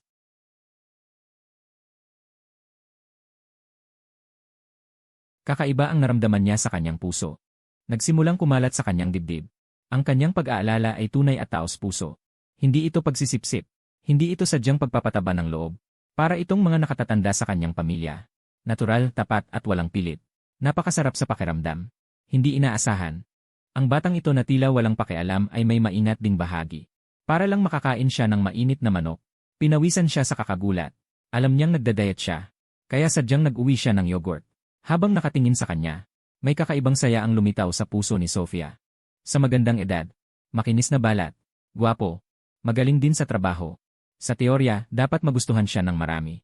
Bakit wala siyang kasintahan? Pumikit si Sofia Santos. May pagtatakang tumingin kay Miguel Reyes. Bakit hindi ka nagjojowa? Nilunok ni Miguel Reyes ang pagkain sa kanyang bibig. Biglaan ang tanong na yon. Bakit hindi ka nagjojowa? Hindi inaasahan ni Sofia Santos na si Miguel Reyes ang mauunang magtanong sa kanya. Mahinahon niyang sinabi, ang pagjojowa ay nangangahulugang kasal. Ang kasal ay isang bagay. Parang isang uri ng sugal. Ngunit ayon sa katotohanan, 10 sugal, 9 ang talo. Hindi ako mahilig tumaya. Walang pag-aatubili ni Miguel Reyes. Hindi kasing lalim ng iniisip mo. Walang lang taong gustong makipag-date sa akin. Pagkasabi niyon, kumuha siya ng isa pang subo ng liempo. Kasi simula pa lang sa trabaho. Buong puso siyang nakatuon sa internasyonal na kompetisyon. Ang tanging hinanakit niya ay kulang ang oras. Sa paghahanap ng makakasama. Ang sagot na ito ay sobrang totoo at diretsyo. Sobrang diretsyo kaya hindi napigilan ni Sofia Santos. Bigla siyang natawa ng malakas. Nang makita niyang luwag ang kanyang noo. Sa mga mata ng ikalimang kapatid. Sumasayaw ang ningning ng mga bituin. Ang mapupulang munting labi. Para bang unang pag-ibig. Naramdaman ni Miguel Reyes. Tila tumaas ang temperatura ng buong opisina. Tuwang-tuwa talaga siya, walang duda. Pero pwede mo bang sabihin sa akin? Ano ba ang nakakatawa doon? Ang saya-saya mong tumawa. Nakakahiya naman sa akin, di ba? Nang makita ang malungkot na tingin ni Miguel Reyes, inayos ni Sofia Santos ang kanyang pagtawa. Hindi ko inakala na ganito lang pala kasimple ang dahilan. Isang binatang kasing galing nito ay walang nagkakagusto. Kakagraduate ko pa lang. Bata pa ako, marami pang panahon. Bakit nagmamadali ang nanay ko? Kung hindi ako mag-aasawa, para bang nagkasala ako? Sa buong angkan naming mga ninuno, nang mabanggit si Tia, kumibot ang kilay ni Sofia Santos. Tama nga pala. Hindi pa kami nakakapag-picture. Pagkasabi niyon, agad niyang kinuha ang cellphone. Ang ganitong importanteng bagay. Paano ko nakalimutan yon? Mabilis siyang sumunod at pumindot. Pumasok sa group chat ng pamilya. Kumuha ng litrato ng basta-basta. Ipinadala ito sa grupo. Si Susufen ay naghintay ng mensahe mula kay Sofia Santos. Naghintay ng mahigit kalahating oras. Narinig na tumunog ang telepono. Hindi na inalagaan ang paghuhugas ng pinggan. Tiyak na hinubad ang guwantes. Kinuha ang telepono. Siyempre, nagsalita ang manugang na babae. Masigla niyang binuksan ang larawan. Ngunit habang tumitingin siya, lalong may mali. Ang dalawang pagkain na ito ay napakalayo ng pagitan. Sa totoo lang, dapat ito ang panahon ng tamis. Na gustong-gusto ng kumain ng isang pagkain. Tingnan mo ang litratong ito. Ang isa ay nasa kaliwang sulok sa itaas. Ang isa naman ay nasa kanang sulok sa itaas. Ito ay nagpapatunay na malayo ang pagkakaupo ng dalawa. Dito, si Miguel Reyes ay nakakita na nag-post ng litrato si Sofia Santos. Inilapag din niya ang kanyang chopstick. Kinuha ang kanyang cellphone at naghintay. Upang makita ang sagot ng kanyang nanay. Karaniwan, kapag nagsasalita si Sofia Santos, hindi lalampas sa 3 segundo. Tiyak na sasagot ang nanay. Pero ngayon, kalahating minuto na't walang reaksyon. Ang kanyang kutob ay nagsasabi sa kanya.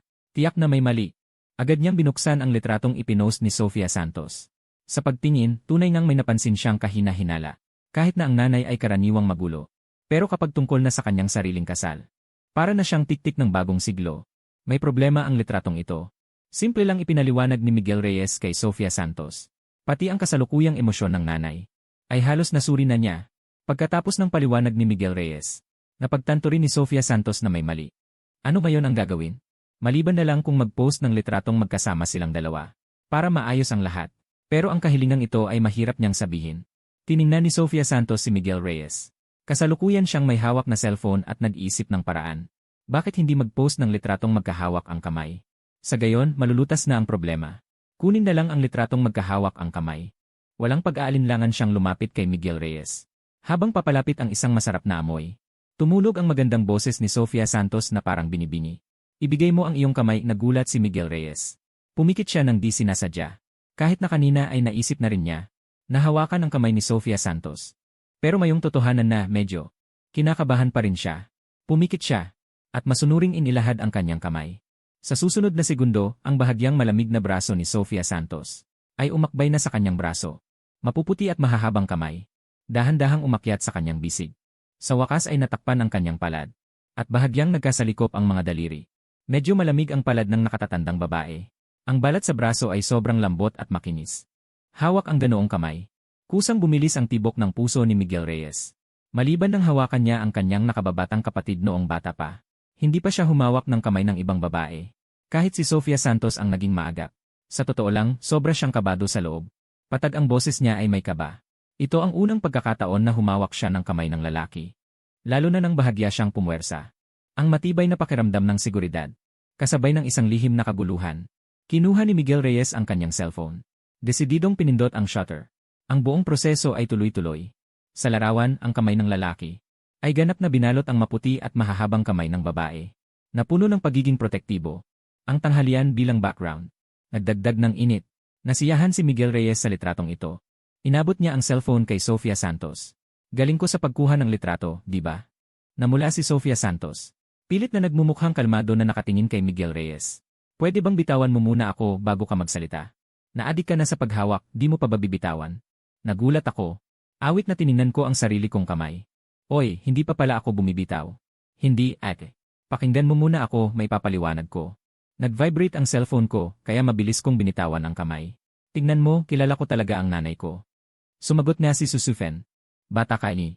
Huwag kang mag-isa lang kumain. Alagaan mo si Sofia ni. Nang mabasa nila ang mensahe ni Susufen, naging kalmado ang kanilang loob. Siguro dahil sa nagkasalikop ng mga daliri. Ang hangin ay may kakaibang amoy. Wala nang nagsalita pa. Pareho silang kumuha ng chopstick at nagsimulang kumain. Malapit na silang matapos. Tumunog ang telepono ni Sofia Santos. Ang tawag ay nagpapakita na si Nanay. Sa sandaling sinagot niya ang tawag. Malinaw kong nakita sa kanyang magagandang mga mata. Ang pagkislap ng kaunting pag-aalala. Hindi ako nagsalita at nagpatuloy sa pagkain. Sabi ng tatay mo, kung balak mong ganito na lang sa buong buhay mo, sabihin mo na agad ang totoo. Para mag-ampon kami ng 2 bata para sa'yo. Kapag tumanda ka na, alagaan ka nila. Para hindi naman, na ang yaman ng pamilya Sofia ay may magmamana. Kahit na habang buhay kang hindi mag-asawa, magkakaroon ka pa rin ng mga anak. Ang kausap sa telepono ay isang nasa katanghaliang gulang na babae. Mabait ang pakikitungo. Malambing ang boses. Ngunit ang mga salita ay napakasakit. Napapailing na lang ako. Ang nanay ng ate na ito ay mas matindi pa sa sarili kong nanay. Kung walang boyfriend, mag-aampon na agad ng bata. Nakakatakot talaga. Si Sofia Santos ay tila sa ganitong pangungulit. Sanay na sanay na. Wala siyang ipinakitang emosyon. Tahimik lang na wika niya. Kung gusto ninyong mag-ampon, wala akong problema. Sa susunod, sasabihin ko sa boyfriend ko na anak iyon sa labas ng tatay ko. Ang chismis ay nakakatakot. Kaya pinapaalaga ko na lang sa kanya. Malaki naman ang pamilya Sofia. May anak sa labas ay hindi nakakagulat. Ang tono niya ay parang nag-uusap lang tungkol sa panahon. Muntik kong iluwa ang kanin ko. Ang kausap sa kabilang linya ay tila hindi nagulat sa ganoong tono. Ang ganitong pagtatalo ay hindi na bago. Pero nagulat siya. May boyfriend ka na? Tiningnan ni Sofia Santos si Miguel Reyes. Walang ekspresyong wika. Meron na. Ang kausap sa telepono ay may pag-aalinlangan. Sigurado bang hindi ito para lang pagtakpan kami? Na sarili mong gawa-gawa. Gumawa ka ng dummy account. Para makipag-chat sa amin. Sinasabi ko sa'yo, walang lihim na hindi nabubunyad. Laging mas matalas ang matatanda. Tingnan mo kung totoo. Umuwi ka at makita mo mismo. Marami pa akong trabaho. Tumigil na tayo. Pagkasabi ni Sofia Santos, binaba niya agad ang tawag. Sa tawag na yon lang, alam kong hindi madaling harapin ang ale na yon. Pilit kong sinubukan na magsalita. At Sofia, ito ba ang ale? Tumango si Sofia Santos. Malinaw na hindi pa siya nakakalayo sa takot kanina. Narinig mo na lahat. Bakit mo pa ako tatanungin? Tumayo siya at kumuha ng tubig. Naglakad patungo sa bintana. Kaya ito ang dahilan. Kung bakit ko hinihiling na dalhin mo ang damit. At hindi lang damit, kundi magpanggap tayong magkasama sa bahay. Napalunok ako. Kung totoo nga ito, kailangan ba talaga tayong magsama? Inikot ni Sofia Santos ang kanyang mga braso. Puno ng katiyakan ang kanyang mga mata. Tama. Mula nang sabihin natin sa grupo na magsasama tayo. Nagsisi na ako hanggang bituka. Hindi ko inakala na ganito rin ang gagawin ng ate. Hindi ko napigilan ang isipan ko na magsimulang mag-isip ng araw ng pagsasama namin ng ate. Nakasuot si ate ng seda na pantulog at minamasahe ako. Kasabay ng magandang boses niyang pangmatandang babae. Napagtanto kong lumihis ang isip ko. Agad akong bumalik sa tamang pag-isip. Si Clara Santos ay kakabalik lang mula sa pagkain. Balak niyang pumasok at tingnan kung tapos na si Sofia. Para malinis niya ang mga pinggan. Hindi niya inaasahang sa pagdating sa pintuan ay narinig niya ang boses ni Sofia. Ipadala ko sa iyo ang address. Tandaan mong pumunta ng gabi. Pagkatapos ng trabaho, huwag mawala. Ang mukha ni Clara Santos ay namula sa bilis na nakikita ng mata. Nako, ang bilis naman ng pangyayari. Sa isang araw lang, hindi na sila naghihiwalay sa gabi. Kung 2 araw pa ang lumipas. Si Sofia ay kailangang bumalik para sa maternity leave. Ano pa ang ginagawa mo? Pagkatapos ay nakita akong lumabas ng opisina. Namula siya ng bahagya. Pilit na naglabas ng pangit na ekspresyon. Magandang araw, Secretary Lin. Ngayon ay boyfriend ni Sofia. Paano kung sa huli ay ayaw niya ang kanyang masamang ugali? Baka palitan siya ni Sofia. Talagang walang lugar na maiiyakan. Tinitigan ko siya. Hindi ko alam kung tatawa o maiinis. Pero kung ipapaliwanag ko pa, wala naman din akong maipapaliwanag. Kung lalo pang linawin, lalo lang nagiging malabo. Pagbalik ko sa design department, walang tao. Konti lang ang naroon. Naupo ako. Nag-log in sa International Design website. Pagkatapos mag-log in, Binuksan ko ang registration form. Binabati ako ng matagumpay na pagrehistro. Magsisimula ang kompetisyon sa Disyembre 18. Mukhang matagumpay ang pagpaparehistro. 2 linggo pa bago ang ika-18. Bigla kong napansin. Ang dami kong mensahe ngayong araw. Mahigit 70 lahat. Nang buksan ko, may isang tao pala. Sa drawing ko na na-upload dati. Nag-iwan ng komento. At hinamon ako. Ang pangalan ng humahamon ay Marco Reyes. Isa siyang designer na maraming tagasunod. Medyo sikat na content creator. Kuya Marco, sa totoo lang. Sa paningin ko, basura talaga ang likhang ito. Walang kakaiba. Hindi naman ito naipakita ang minimalistang estilo. Ang bulgar ng disenyong ito. Sumunod ay isang larawan. Nakapareho ng kanyang tema. Isang minimalistang disenyo. At saka hindi mabilang na komento. Clara, sa palagay ko. Mas maganda pa rin ang gawa ni Miguel Reyes. Mas bagay sa pangangailangan ng merkado. Ang paggawa ng disenyo ay mas mahirap kaysa umakyat sa langit. Pakiramdam ko, ang disenyo ni Kuya Marco ay gawa ng isang master. Ang disenyo ni Miguel Reyes ay isang stroke lang. Parang walang natatanging katangian. Huwag kang magsalita tungkol kay Kuya Marco. Ito ba ay para sumikat sa popularidad ni Miguel Reyes? Ano itong kalokohan? Isang tambay na nagsasalita ng walang kwenta. Tignan mo kung ilan ang followers ni Kuya Marco. Tungkol sa pagsabay sa uso. Kami ng Mu Army ay hindi pumapayag. Tungkol kay Marco Reyes, ang taga-disenyo na ito. Alam ko talaga siya. May konting basihan ng mga tagahanga. Mahigit 70,000. Huwag maliitin ang ilang libong ito. Sa website na ito, ilang libong followers. Talagang hindi maliit. Sa totoo lang, ang design drawing na ito ay ginawa ko lang ng basta-basta. Pangunahing para sa matugunan ang karamihan ng mga kliyente. Na simpleng kahilingan. Ginawa. Ngayon, karamihan ng mga tao sa bahay ay pumipili ng simpleng estilo. Ang disenyong ito ko ay pangunahing ginawa para mapalawak ang espasyo. Habang simple, nakakatipid din ng ilang metro kwadrado na espasyo. Para sa mga silid na ganito, na lugar na sobrang mahal ang bawat pulgada. Ang disenyong ito ay napakaangkop. Sa mga komento, marami ang nag-iisip na maganda ang kanilang sariling drawing. At marami ring nag-iisip na, ang drawing ni Marco Reyes ay talagang nagpapakita ng pinakasimpleng estilo hanggang sa sukdulan. Wala akong gaanong interes sa mga komento. Iba-iba lang naman ang estilo ng bawat isa. Pero malaki ang aking reklamo sa drawing ni Marco Reyes. Kahit na ang pamagat ay simple, ang kanyang drawing naman ay angkop sa retro na walang kinalaman sa simple. Lalo na ang pinto ng kusina na ito ay gumagamit ng semi-circular na brick wall. Sa ilalim ay sementong may texture. Ang sahig ay semento rin. Parang pwedeng magtambak ng gamit. Pwedeng umupo sa sahig at mag-ihaw ng ligaw na manok. Hindi ko napigilan, nagkomento ako, kuya. Huwag na nating pag-usapan kung lumihis ba tayo sa paksa.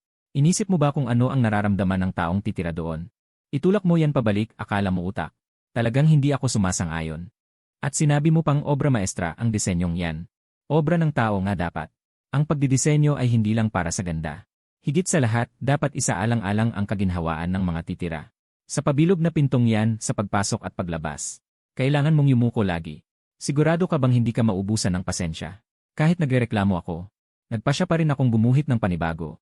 Para mabayaran ang pagkukulang ng naunang drawing, isinara ko ang webpage.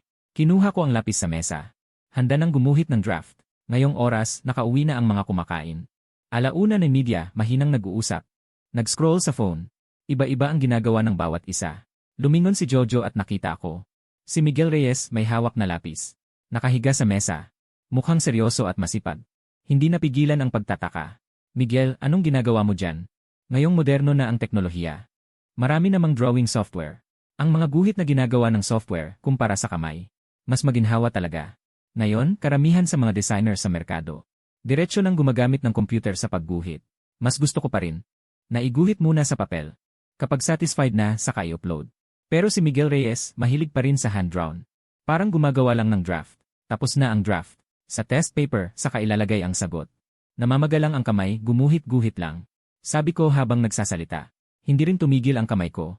Nang marinig na gumuguhit ako gamit ang kamay. Totoong nagulat si Jojo. Ano? Kamay ang gamit mo? Alam mo ba? Gamit ang software, 3 minuto lang tapos na. Gamit ang kamay, 1 oras pa. At kailangan mo pa itong ayusin. Ang iginuhit ay hindi pa kasing ganda ng sa computer. Narinig nilang gumuguhit pa ako gamit ang kamay. Hindi lang si Julia Cruz. Ang ilan sa mga pumasok na kasama ay nagulat. Hindi na. Kuya Yuan, gumuguhit ka gamit ang kamay.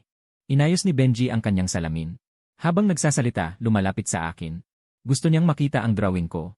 Simula pa lang pumasok sa kumpanya, 1 drawing lang. Ang mahusay na designer na naagaw ang design. Ako lang ang may ganito. Seryoso siyang gusto pang makita ang disenyo ko. Para siya ay matuto at manghiram. Nang dumating si Benji, umiti ako, nangungopya, sabi ko. Maluwag loob kong ipinakita ang drawing. Sketch lang talaga. Bukod sa layout ng bahay. Wala talagang makita. Nagkunot ang noo niya. Wala rin makita. Ano ba? Siyempre, walang kwenta. Hindi ko pa nga nakita ang design. Paano mo naman nakita, kuya? Wala akong nakita. Ito ay simpleng disenyo. Nagbiro ako at umiling si Benji. Seryoso niyang sabi, wala. Nang marinig ito ng dalawa, na-curious din si Julia Cruz. Lumapit siya. Gustong makita ang simpleng disenyo na hindi nakita ni Benji. Sulyap lang. Pinandilatan ako. Sige na. Lagi mo na lang inaapi si Benji. Layout lang ito. May makikitang estilo ba?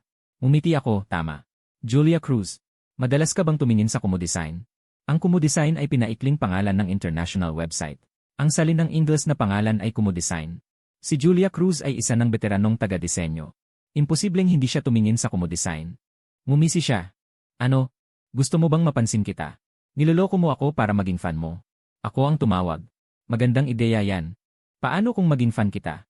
Biro lang naman talaga yan. Kahit yung mga malalaking taga-disenyo sa Kunnan. Mga 10,000 followers lang naman.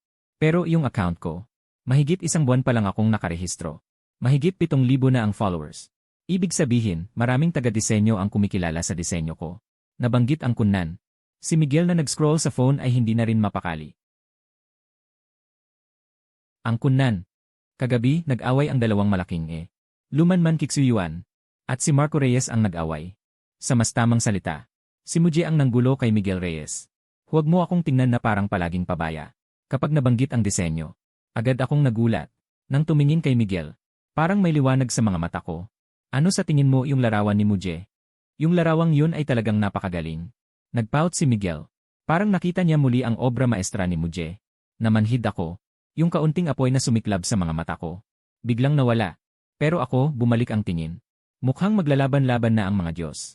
Yung pasaherong nakaupo sa dulo ay sumali na rin sa usapan. Siya rin ay nag-scroll sa website kanina. Hindi niya inasahan na makikita niya. Yung sagot ni Miguel Reyes kay Muje.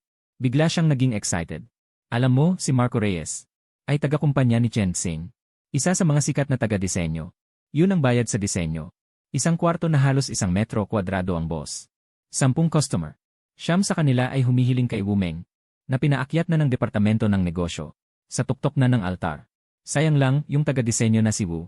Masama ang ugali. Mahilig mang insulto. Kaya karaniwan ay walang kaibigan. Ang nag-iisang nakakausap. Marahil ay siya. Kasamang malaking designer na si Nan Juan. Talagang astig si Kuya Marco. Si Kuya Marco ay isang huwaran. Kailan kaya ako? Sana maging katulad ni Kuya Marco. Nag-iyakan ang lahat. Nagsimulang magpahayag. Ng paghanga kay Kuya Marco. Hindi naman tunay na puri. Dahil lang siya ay isang malaking designer. At dagdag pa ang kanyang mga guhit. Na talagang nagugustuhan ng mga customer. Tiyak na may dahilan yon.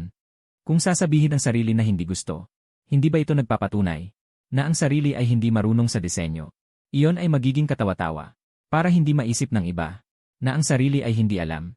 Kahit hindi gusto. Dapat sabihin na gusto. Parang sagot na ibinigay ng guro. Paano magiging mali? Malinaw. Si Marco Reyes sa puso ng lahat. Ay may katayuang parang guro. Nakikita ang mga mukhang sumasang-ayon. Nanlaki ang mata ko sa pagkagulat. Minamahal kong mga nakatatanda. Ibig sabihin lahat kayo ay gusto. Si Benji ay seryosong nakatingin sa akin. Ilang tao ang nagsasabi. Si Marco Reyes at si Nina Santos ay pumasok mula sa labas. Ang opisina ng malaking designer ay hiwalay. Maganda ang kapaligiran. Ngunit kung nais bumalik, dadaan din sa pampublikong lugar na ito. Nakita na bumalik ang mismong si Kuya Marco. Si Julia Cruz ay nagmamadaling sumigaw ng malakas. Benji, kailan ka bumaba? Si Kuya Marco ay sa ating kumpanya. Olo ng karamihan. Si Julia Cruz ay isang veterano. Napakagaling makisama. Walang inaaway. Sadyang sinabi ito para marinig ni Marco Reyes. Para lang makakuha ng simpatsya. Di ko lang inaasahan na nagkibit-balikat lang ako. At nagkunwaring walang pakialam. Masasabi ko lang na ang panlasa ni Mang Julio ay lampas na sa karamihan ng mga taga-disenyo. Yan ba ang minimalist? Mas tama pang tawaging pagbabalik sa pagiging natural. May bahid ng pang-insulto ang kanyang mga salita. Sa kauna-unahang pagkakataon narinig ni Marco Reyes na may isang tao sa kumpanya na ganito magsalita tungkol sa kanyang disenyo. Lalo na't isang bagong intern. Hindi nagpapakita ng init ang kanyang mukha habang ako'y kanyang tinitigan. Ano sa palagay mo ang problema sa disenyong iyon? Ramdam ng lahat ang kanyang tunay na saloobin. Ang paghamak sa tono ni Marco Reyes. Nataranta si Julia Cruz. Nataranta rin si Miguel. Lahat ay nagpanik. Hindi talaga inaasahan ni Julia Cruz. Nabigla kong sasabihin ang ganoong bagay. Kung alam niya lang, hindi niya sasabihin ang pangungusap na yon. Sa simula, gusto lang niyang pumabor. Ngunit naging ganito ang resulta, tunay na nakakahiya. Parang siya ang sadyang nag-udyok ng gulo. Si Marco Reyes ay talagang isang mahusay na taga-disenyo. Mayaman din ang kanyang pamilya.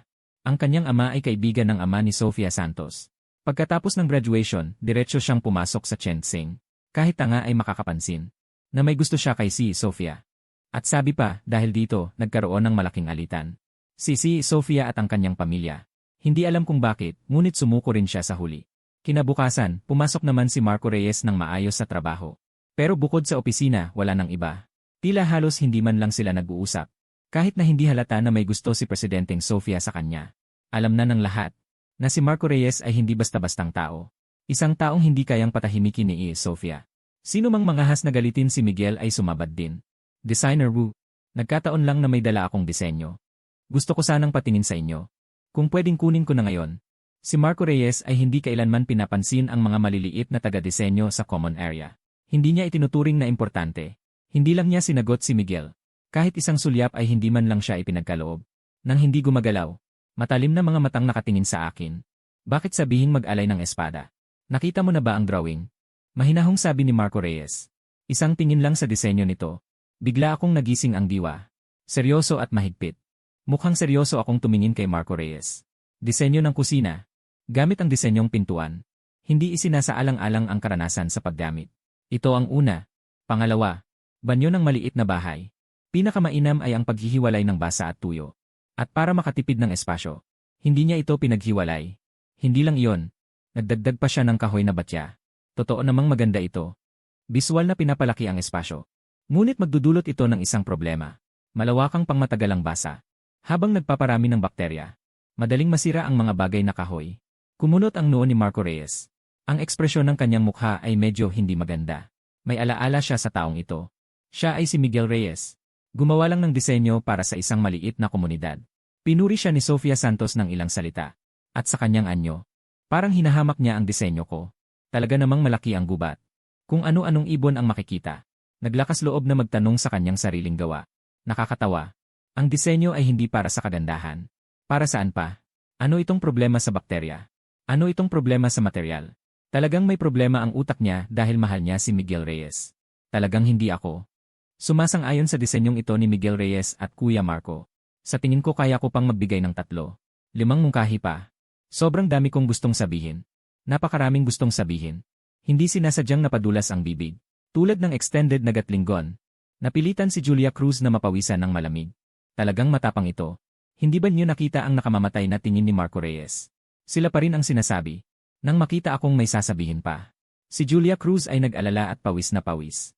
Sinabi ko, Miguel naalala ko may isa ka pang drawing na hindi mo pa ginagawa. Habulin ang oras. Sumakay din si Miguel. Tama, si Kuya Marco. Pero isa siyang dakilang master. Mas marami siyang naiisip kaysa sa atin. Ang disenyong ito, sa nakita ko, napakaganda. May tuturing na huwarang modelo. Mas mabuting iguhit mo ng maayos ang sarili mong drawing. Maging regular ng maaga. Iyon ang tunay na mahalaga. Kung magpapatuloy pa, talagang ikamamatay na niya.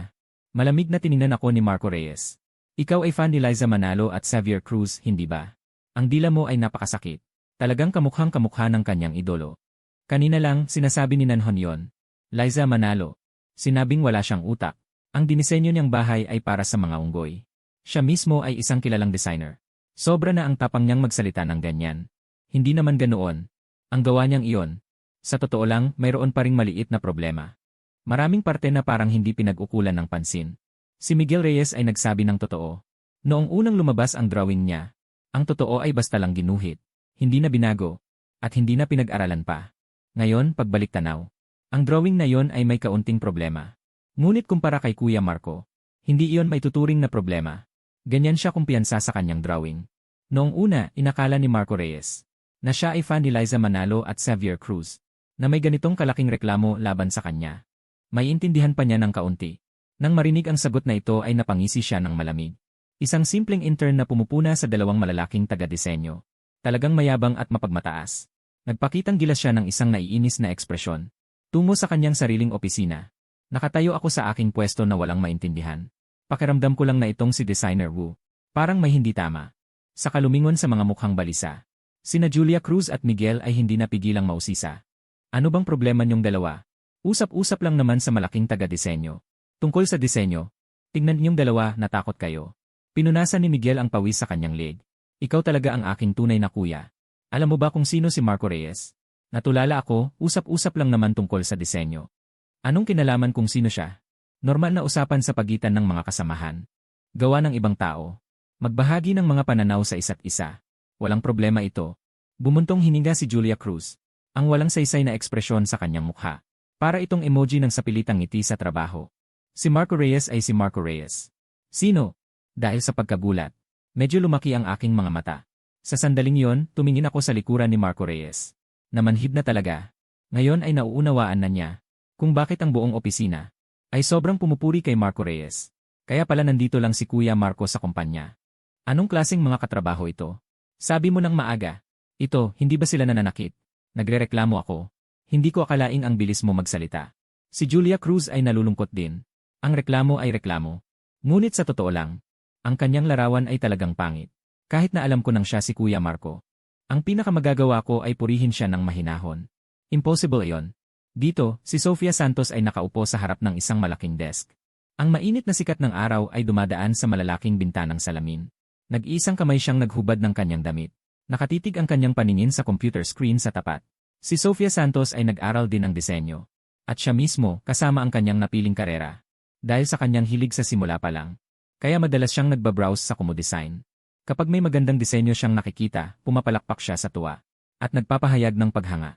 Samantala, ang mga basurang gawa ay mabilis niyang iniswipe palayo. Ayaw niyang tumingin kahit isang saglit. Ngayon, pagbukas pa lang niya ng website, nakita na niya si Liza Manalo. At ang gawa ni Xavier Cruz, na pinasok at sinira ni Marco Reyes. Nagbabatuhan ng mga salita ang dalawang grupo ng tagahanga. Sa Kumu Design, alam na ang isang post na may daan-daang libong views. Ay talagang nakakatakot. Nang makita iyon ni Sofia Santos, bigla siyang hindi maganda ang pakiramdam. Ang kanyang mga mata ay puno ng hindi maipaliwanag na suklam at pagkabigo. Sinasabi ng kanyang kutob, na ang demonyong si Marco ay nagsimula na namang manggulo. Si Marco na ito, araw-araw ay nagpapanggap na mataas ang pagkatao. Ang pangunahing dahilan kung bakit walang pakialam si Sofia Santos sa kanya, ay dahil sa kanyang ugali. Masyadong mahilig sa arte. At sobrang mayabang. Isang salita lang sa kanya ay sapat na para makaramdam ng matinding pag-ayaw. Kung hindi dahil sa sinabi ng kanyang ama, na basta itago lang si Marco sa kumpanya, ay bibigyan siya ng 30 milyon na puhunan. Kahit patayin siya, hindi niya iiwan ang ganitong tao sa kanilang kumpanya. Ang pinaka-nakakainis sa kanya ay, lagi siyang sumisilip sa browsing history ng kanyang account. Kapag siya ay nag-like, tiyak na pupunta siya sa account ng taong iyon at mananakit. Nakakadiring yabang, na nagpapagalit sa puso. At itong drawing ko, ay ang kanyang na-like noong isang araw. Sa totoo lang, talagang hinahangaan ni Sofia Santos. Ang taga-disenyo na si Liza Manalo. At Xavier Cruz. Simula nang makita niya ang unang disenyo nito, naramdaman niya na ito ay isang bihirang henyo.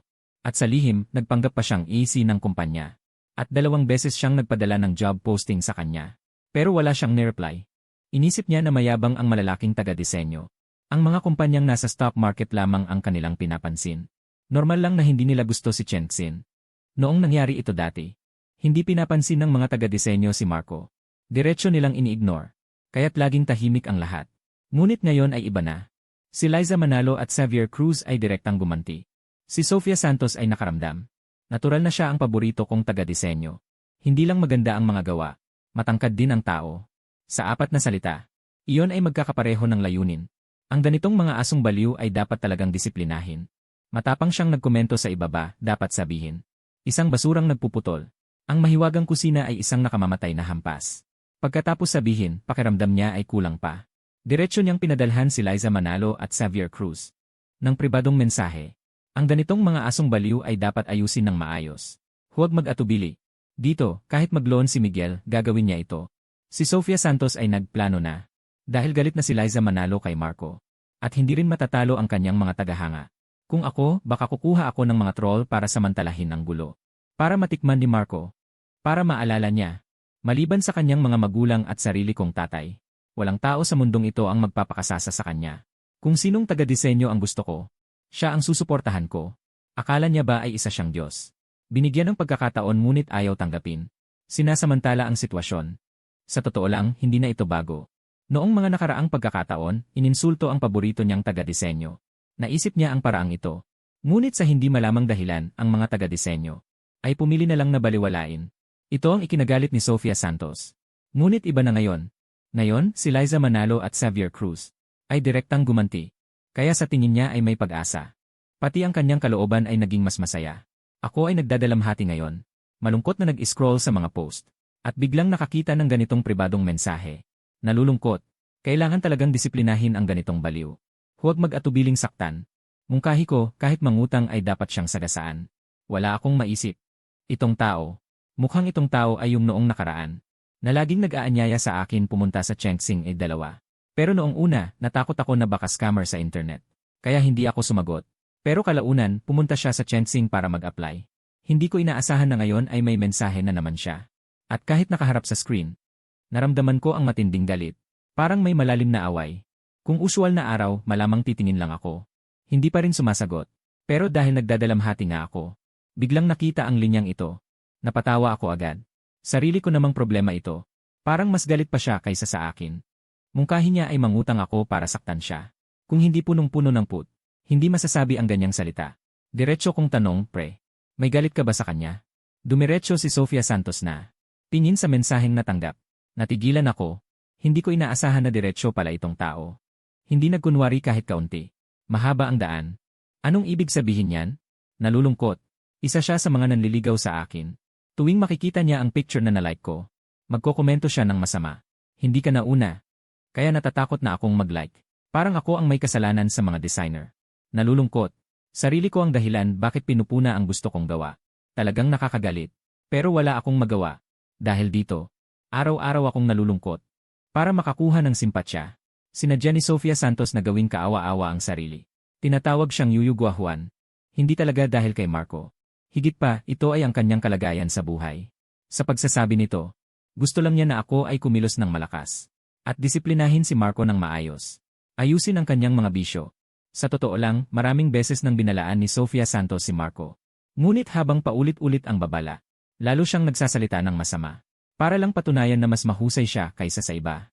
Na siya ang henyong taga-disenyo. Para siyang bato sa kubeta. Mabaho at matigas. Sa pagkakataong ito, sa wakas ay may pagkakataon na gamitin ang kamay ng iba. Upang gamutin ang kanyang bisyo. Tiyak na hindi niya ito ipapalampas. Yuyu Guajuan.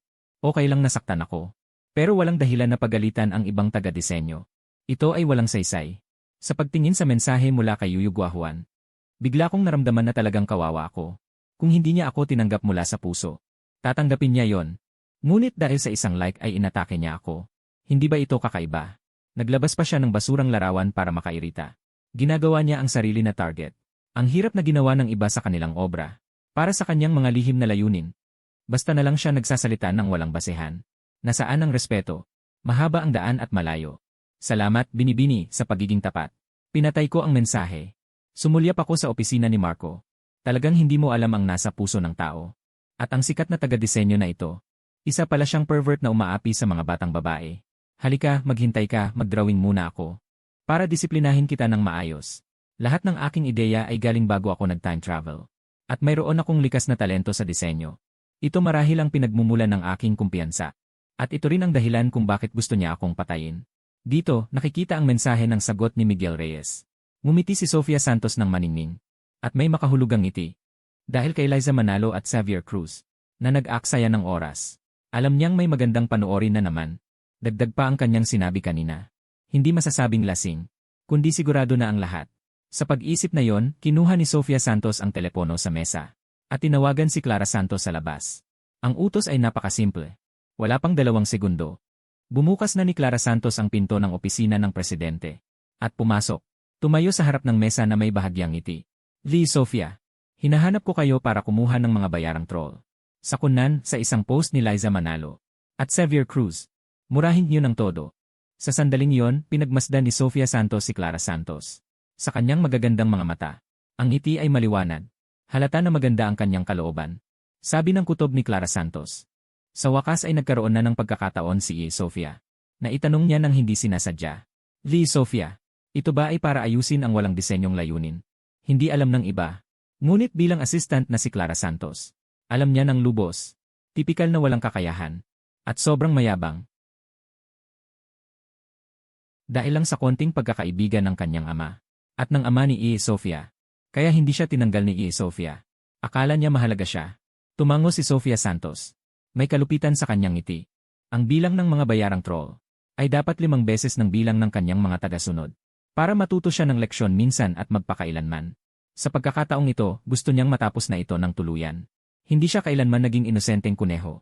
Kapag sobrang inasar, walang makakalusot ng maayos. Buong hapon akong nagdrawing. Hanggang sa unti-unting umalis ang lahat. Saka ko lang na-realize na uwian na. Tumayo ako at nag-inat. Umugong ang aking cellphone. Pagbukas ko, address na ipinadala ni Sofia Santos. At 10,000 transfer ng pera. Pumikit ako ng bahagya. Medyo naguguluhan. Bakit bigla niya akong bibigyan ng pera? Habang nagtataka, nakatanggap ako ng malamig na mensahe mula kay Sofia Santos. Ibinigay ng nanay mo sa akin ang pera bilang manugang. Ibinigay ko na sa iyo ang address. Bilisan mo. Alam ko nang walang ganitong kabutihang bagay. Pero hindi ko inaasahan. Nabigyan ako ng nanay ng 10,000 pulang sobre. Mukhang talagang gusto niya si Sofia Santos. Kung malalaman niyang niloloko ko siya, tiyak na masasaktan siya. Hindi na ako nangahas mag-isip pa. Sumimangot ako at lumabas ng opisina. Sumakay sa aking munting motorsiklo. Patungo sa direksyon ng bahay. Pagdating ko sa bahay, bandang 6:00. Maagang dumidilim sa taglamig. Kailangan kong magmadali ngayong araw. Para maihatid ang damit kay Sofia Santos. Iniisip ko kung alin ang dadalhin. At kung alin ang hindi. Pagbukas ko ng pinto, nagulat ako sa tanawin sa bahay.